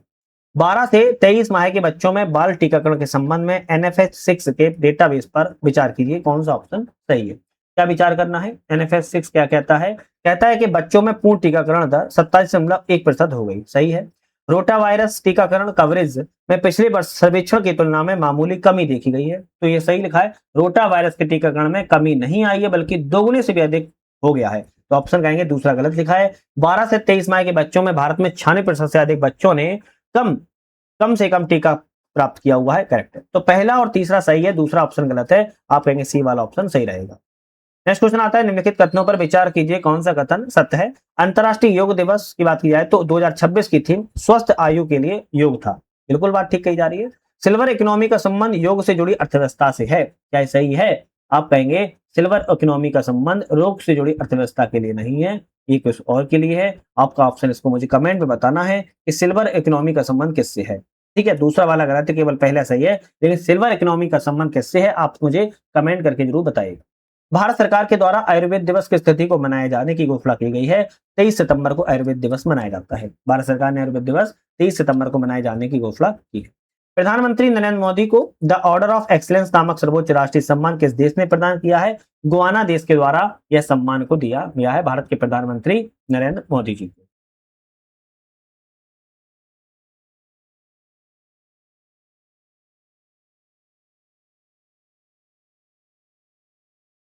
नेक्स्ट क्वेश्चन आता है, निम्नलिखित में से किस टाइगर रिजर्व का नाम बदलकर विष्णु श्रीधर वाकड़कर टाइगर रिजर्व कर दिया गया है? तो रातापानी टाइगर रिजर्व का नाम बदलकर अब विष्णु श्रीधर वाकड़कर टाइगर रिजर्व कर दिया गया है। और कहां पर ये, भाई बिहार में नहीं है, ये मध्य प्रदेश में ही रखना है। कहां पर है? मध्य प्रदेश में स्थित है। चक्रवात मेलिसा किस क्षेत्र को प्रभावित किया है? भाई चक्रवात मेलिसा ने बात किया है कैरिबियाई देश को प्रभावित किया था। ये चक्रवात आपका 27 अक्टूबर 2025 के आसपास जो है आया था। हाल ही में बिहार के उत्पादों को जीआई टैग के संबंध पर विचार करना है। कौन सा उत्पाद किससे संबंधित है? जैसे बात किया है बावन बूटी साड़ी एवं फैब्रिक, बावन बूटी साड़ी एवं फैब्रिक की बात की है, किससे संबंधित है? तो बता सकता है किससे संबंधित है? बता सकता है? तो आप कहेंगे नालंदा से संबंधित। किससे? नालंदा से है संबंधित है। पत्थर कट्टी स्टोन क्राफ्ट की बात करें गयाजी से संबंधित, सही है। पेंटिंग पीडिया की बात किया है, पेंटिंग पीडिया की बात की जाए किससे संबंधित है? आप कहेंगे ये भोजपुर से संबंधित। किससे? भोजपुर से संबंधित है। तो ऑप्शन आपका पहला और तीसरा गलत था, केवल दूसरा ऑप्शन यहाँ पर आपका सही है। नेक्स्ट क्वेश्चन आता है, केंद्रीय बजट 2026-27 में घोषित कंटेंट क्रिएटर लैब योजना के संबंध पर कौन सा ऑप्शन सही है? कंटेंट क्रिएटर लैब योजना के बारे में कौन सा ऑप्शन करेक्ट है? इस पहल के लिए 250 करोड़ रुपए आवंटन किए गए, सही है। देश भर में 1500 से माध्यमिक स्कूलों, 500 कॉलेजों में इसके लिए विशेष लैब स्थापित की गई है, सही है क्या? आप कहेंगे नहीं, 15,000 माध्यमिक स्कूल हैं और 500 कॉलेजों में स्थापित की गई है, तो दूसरा गलत हो गया। ये lab animation, visual impacts, gaming, comics जैसे संबंध जुड़ी हुई है, सही है। तो पहला और तीसरा यहाँ पर सही है, जबकि दूसरा ऑप्शन यहाँ पर जो है आपका गलत है। चलिए नेक्स्ट क्वेश्चन तरफ बढ़ेंगे। नेक्स्ट क्वेश्चन आता है कि द्वितीय वैश्विक बौद्ध शिखर सम्मेलन का आयोजन 1 से अंतर्राष्ट्रीय बौद्ध परिसंघ द्वारा भारत सरकार के संस्कृति मंत्रालय के सहयोग से किया गया, इसकी थीम क्या थी? तो कहां पर किया गया और इसकी थीम क्या रही है, इसकी बात की जा रही है। आप कहेंगे यह नई दिल्ली में किया गया है और इसकी थीम क्या थी? सामूहिक ज्ञान, एकजुट स्वर, पारस्परिक सह अस्तित्व। ऑप्शन आपका बी वाला सही है। कहां पे किया गया था अंतर्राष्ट्रीय बौद्ध परिसंघ का सम्मेलन? आप कहेंगे नई दिल्ली में किया गया था। सामूहिक ज्ञान, एकजुट स्वर, पारस्परिक सह अस्तित्व इसकी थीम थी। इंटरनेशनल बुकर पुरस्कार 2026 के लिए किस भारतीय मूल की कनाडाई अमेरिकी लेखिका और अनुवादक को शॉर्टलिस्ट किया गया है? तो आपका ऑप्शन रहेगा पद्मा विश्वनाथन को, पद्मा विश्वनाथन को यहाँ पर जो है सम्मानित किया गया था। चलिए नेक्स्ट क्वेश्चन आता है, सुप्रीम कोर्ट ने motor accident claim tribunal MACT को निर्देश देते हुए गृहिणी को काल्पनिक आय न्यूनतम कितनी मानी है? गृहिणी की काल्पनिक आय न्यूनतम जो है यहाँ पर इकाई, दहाई, सैकड़ा, हजार, 10,000, कितना? 30,000 रुपए को माना हुआ है। नेक्स्ट क्वेश्चन आता है, जलवायु परिवर्तन सूचकांक के 2026 के संबंध पर कितनों पर विचार करें? कौन सा ऑप्शन यहाँ पर सत्य है? तो जलवायु परिवर्तन सूचकांक के बारे में 2025 की तुलना में 2026 में भारत की रैंकिंग में गिरावट देखने को मिली है ना। भारत जो है 23वें स्थान पर आ चुका है, आप कहेंगे सही है। भारत मध्यम प्रदर्शन करने वाले देशों की श्रेणी में आ गया है, सही है। भारत को नवीकरणीय ऊर्जा में निम्न श्रेणी मिली है, सही है। यह रिपोर्ट जर्मन बाज के द्वारा जारी की गई, आप कहेंगे सही है। तो आप कहेंगे जब चारों ऑप्शन सही है तो यहाँ पर ऑप्शन रहेगा डी ऑप्शन, सभी ऑप्शन करेक्ट है। चलिए नेक्स्ट क्वेश्चन आता है कि पोलावरम क्या होता है? पोलावरम बनक चेरला संपर्क परियोजना का विवाद किन दो राज्यों के बीच में है? भाई फिर से लिख रहा हूं, यहां पर हम दिख नहीं रहा होगा आपका। पोलावरम, पोलावरम एवं बनक चेरला जो संपर्क परियोजना का विवाद है किन राज्यों के बीच में है? तेलंगाना एवं आंध्र प्रदेश राज्य के बीच में है, डी ऑप्शन करेक्ट है। भारत ने ईरान से भारतीय नागरिकों को निकालने के लिए ऑपरेशन सिंधु को शुरू किया था, उन्हें सुरक्षित रूप से किस देश की सहायता से निकाला गया है? तो आप कहेंगे उन्हें सुरक्षित रूप से आर्मेनिया के देश की सहायता से जो है निकाला गया था। नेक्स्ट क्वेश्चन आता है, कौन सा देश 1997 के ओटावा लैंडमाइन कन्वेंशन से बाहर हो गया है? तो ओटावा लैंडमाइन से कन्वेंशन से बाहर होने वाले अगर देशों की बात की जाए तो आपके पोलैंड देश बाहर हो गया है और एस्टोनिया देश बाहर हो चुके हैं। पहला और तीसरा सही रहेगा, ध्यान रखना है। बिहार में पूर्ण शराबबंदी के संबंध पर NFS 6 के आंकड़ों के संदर्भ पर विचार करें। कौन सा ऑप्शन यहाँ पर सही है? बिहार में पूर्ण शराबबंदी के मामले NFS 6 के आंकड़ों पर विचार करना है। तो विचार की जाए 15 वर्ष से अधिक आयु के पुरुषों में शराब के सेवन का प्रतिशत पिछले सर्वेक्षण की तुलना में घट गया है। क्या सही लिखा है? पूर्ण शराबबंदी के बावजूद 15 वर्ष से अधिक पुरुषों के शराब पीने की प्रवृत्ति घटी नहीं है, बल्कि 16.5% देखने को मिली है। एनएफएच 6 एनएफएचएस 5 से एनएफएच 6 में पहले थी यहाँ पर 15.4%, जो कि बढ़कर अब 16.5% हो चुकी है शराबबंदी के बावजूद। सोच लो आप क्या हालत है शराबबंदी के बावजूद, है ना। पहला गलत हो गया। दूसरा है बिहार के शहरी क्षेत्रों की तुलना में ग्रामीण क्षेत्रों में शराब का सेवन वाले करने वाले का प्रतिशत अधिक है। शहरी क्षेत्रों की तुलना में ग्रामीण क्षेत्रों में शराब का सेवन ज्यादा किया जाता है, बिल्कुल सही बताया जा रहा है। दूसरा सही है, जबकि पहला ऑप्शन गलत है। चलिए नेक्स्ट क्वेश्चन की बात कर लेते हैं। नेक्स्ट क्वेश्चन आता है कि विश्व स्वास्थ्य संगठन WHO और उसकी कैंसर अनुसंधान agency international agency for research on cancer ने हाल ही में किस प्रकार के हेपेटाइटिस को कैंसरकारी बीमारी के रूप में वर्गीकृत किया हुआ है? हेपेटाइटिस डी, ज्यादा कंफ्यूजन नहीं होना है, हेपेटाइटिस डी के रूप में इसने कैंसरकारी बीमारी को वर्गीकृत किया हुआ है। भारत की त्रिस्तरीय परमाणु ऊर्जा कार्यक्रम में फास्ट ब्रीडर रिएक्टरों की तैनाती में हो रही देरी को देखते हुए FBR के विकल्प के रूप में किस ईंधन का प्रयोग की चर्चा की जा रही है? तो ईंधन का प्रयोग है HALEU। HALEU ईंधन के प्रयोग की चर्चा की जा रही है। ऑप्शन आपका यहाँ पर सी करेक्ट है। थोरियम मिश्रण मौजूद है यहाँ पर मिलेगा। ठीक है, चलिए नेक्स्ट क्वेश्चन आता है राष्ट्रीय खेल प्रशासन विधेयक 2025 के संबंध पर विचार करें। कौन सा ऑप्शन सही है? किसके बारे में बात की जा रही है? राष्ट्रीय खेल प्रशासन विधेयक के बारे में। कौन सा ऑप्शन सही है? यह विधेयक केंद्र सरकार को राष्ट्रीय खेल बोर्ड स्थापित करने का अधिकार देता है। सही है। NSB राष्ट्रीय खेल निकायों को मान्यता प्रदान करेगा, उनकी संबंध इकाइयों का पंजीकरण करेगा। करेक्ट है। विधेयक में खेल संबंधी विवादों के निपटारों के लिए एक राष्ट्रीय खेल न्यायाधिकरण का गठन का प्रावधान है। करेक्ट है। तीनों ऑप्शन सही है, तो आप कहेंगे डी वाला ऑप्शन यहाँ पर सही है। जनता की कहानी मेरी आत्मकथा प्रजाला काथे ना आत्मकथा के द्वारा लिखित किसके द्वारा लिखी गई है? बंडारू दत्तात्रेय ने लिखी है। डी ऑप्शन सही है। चरण पादुका योजना किस राज्य के संचालित द्वारा की जा रही है? चरण पादुका योजना को छत्तीसगढ़ माफी चाहता हूँ, चरण पादुका योजना को छत्तीसगढ़ सरकार जो है क्या कर रही है? इस योजना को संचालित जो है कर रही है। कौन सी योजना है? चरण पादुका योजना है। नेक्स्ट क्वेश्चन आता है कि विश्व आर्थिक मंच के लिए नई चौथी औद्योगिक क्रांति के संबंध में विचार करें। कौन सा ऑप्शन करेक्ट है? विश्व आर्थिक मंच की नई चौथी औद्योगिक क्रांति के बारे में विचार करना है। यह विश्व स्तर पर 5 नए केंद्र स्थापित करेगा। करेक्ट है। इसमें केंद्र भारत में कर्नाटक स्थापित किया जाएगा। एक केंद्र में भारत में कर्नाटक नहीं, ये कर्नाटक में नहीं, आंध्र प्रदेश में बनाया जाएगा। कहां पर?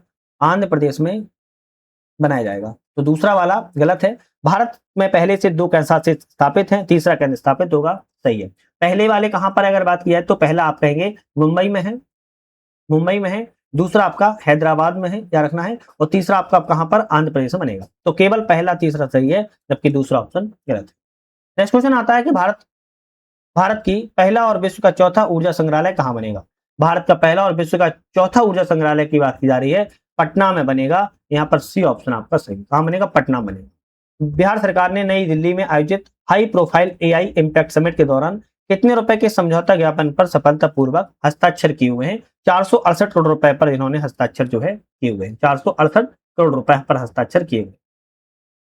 नेक्स्ट क्वेश्चन आता है बिहार में 4 नए शिल्पग्राम विकसित किए जाने की घोषणा की गई है। नए शिल्पग्रामों में कौन शामिल नहीं है? तो मधुबनी का चित्रापुर शामिल नहीं है, जबकि दरभंगा का रेयाम, मुजफ्फरपुर का भूसरा, गया जी का भरकट्टी शामिल है, रखना है। तो 3-4 शामिल है, मधुबनी का चित्रबार शामिल नहीं है। चौथा वाला कौन सा अगर कभी आ जाए तो आप कहेंगे मधुबनी का कौन सा है? रांटी शामिल है। मधुबनी का कौन सा है? चित्रबार शामिल नहीं है, रांटी शामिल है, याद रखना है। ठीक है, चलिए नेक्स्ट क्वेश्चन आता है बिहार विधानसभा चुनाव 2025 में मतदान कितने चरणों में और कुल मतदान प्रतिशत कितना रहा? तो ये आप कहेंगे 2 चरणों में हुआ था, 66.91% मतदान रहा है। ए ऑप्शन आपका यहाँ पर करेक्ट है। चलिए नेक्स्ट क्वेश्चन आता है कि बिहार के किस व्यक्तिगत को राष्ट्रीय हथकरघा पुरस्कार 2024 से चयनित किया गया है? तो कमलेश कुमार को, बिहार के कमलेश कुमार जी को राष्ट्रीय हथकरघा पुरस्कार 2024 से सम्मानित किया गया। बिहार की पहली खिलौना फैक्ट्री कहां पर स्थापित की गई? बिहार की पहली खिलौना फैक्ट्री की बात की जा रही है, बेहटा में लगाई गई है, याद रखना है, बेहटा में लगाई गई है। कहां पर है? जो कि पटना जिले में स्थित है। महिला एवं बाल विकास मंत्रालय के द्वारा जारी रिपोर्ट के अनुसार मिसिंग चिल्ड्रन में बिहार का स्थान कौन सा है? मिसिंग चिल्ड्रन में बिहार का स्थान 11वां है, 11वें स्थान पर मिसिंग चिल्ड्रन में स्थित है। नेक्स्ट क्वेश्चन आता है बिहार सरकार के 2 प्रतिमाएं अंत्योदय परिवार को क्रमशः कितने किलोग्राम गेहूं और चावल उपलब्ध कराया जाता है? तो गेहूं की बात की जाए तो आप कहेंगे जो गेहूं है वो 14 किलोग्राम जो है उपलब्ध करवाया जाता है। वहीं चावल की बात की जाए 21 किलोग्राम चावल को प्रदान करवाया जाता है। तो यहाँ पर आपका ऑप्शन जो है सी वाला यहाँ पर करेक्ट हो जाएगा। तो यहाँ पर अभी तक हमने किसके जीएस के क्वेश्चनों को जो है लगा लिया है। आप सभी को पता है कि बीपीएससी एग्जाम में आपके 150 क्वेश्चन आते हैं। 150 क्वेश्चनों में आपके आते हैं 140 आते हैं जीएस से और आपके 10 क्वेश्चन आते हैं सी सेट से। इससे सी सेट से आते हैं। अब याद रखना है सी सेट वाले 10-10 जो क्वेश्चन आपके प्रत्येक टेस्ट से कंप्लीट बच रहे हैं उनको हम एक सेपरेट वीडियो में बना देंगे। 2 से 3 वीडियो आएंगे, उनको आप लोग देख लेना। 1 जुलाई से वो सी सेट वाली वीडियो स्टार्ट आपकी हो जाएंगी, तो उनको भी जरूर देखते रहिएगा। नेक्स्ट हमारे प्रैक्टिस सेटअप चौथे के फुल टेस्ट बात करेंगे, जो कि बहुत ज्यादा महत्वपूर्ण है। एक छोटा सा अपडेट है, आप लोगों को बहुत सारे बच्चों को नहीं पता है, बहुत सारे बच्चे तो ज्वाइन कर चुके हैं, उनको पता है कि हमारा ऐप आ चुका है जिसका नाम है यूपीएससी नट। ऐप की हालांकि हमने डिस्क्रिप्शन में लिंक दे दिया है, लिंक को ऐप से डिस्क्रिप्शन से डाउनलोड कर सकते हो, प्ले स्टोर पे सर्च कर सकते हो। यहाँ पर आपको मल्टीपल कोर्सेस मिल जाते हैं। कोर्सेज के अलावा आपको यहाँ पर मल्टीपल टेस्ट सीरीज ऑनलाइन माध्यम से लगाने को मिल जाती हैं और करंट अफेयर्स की क्लासेस चलती हैं और पीडीएफ फॉर्म में सभी चीजें यहाँ पर मिल जाती है। तो इतनी चीजें आपको एक ही प्लेटफॉर्म पर मिल रही है, एक बार जाके जरूर आप लोग चेकआउट कर लीजिएगा। तो आज इस काम करेंगे, नेक्स्ट वीडियो में पुनः मुलाकात करेंगे, तब तक के लिए धन्यवाद।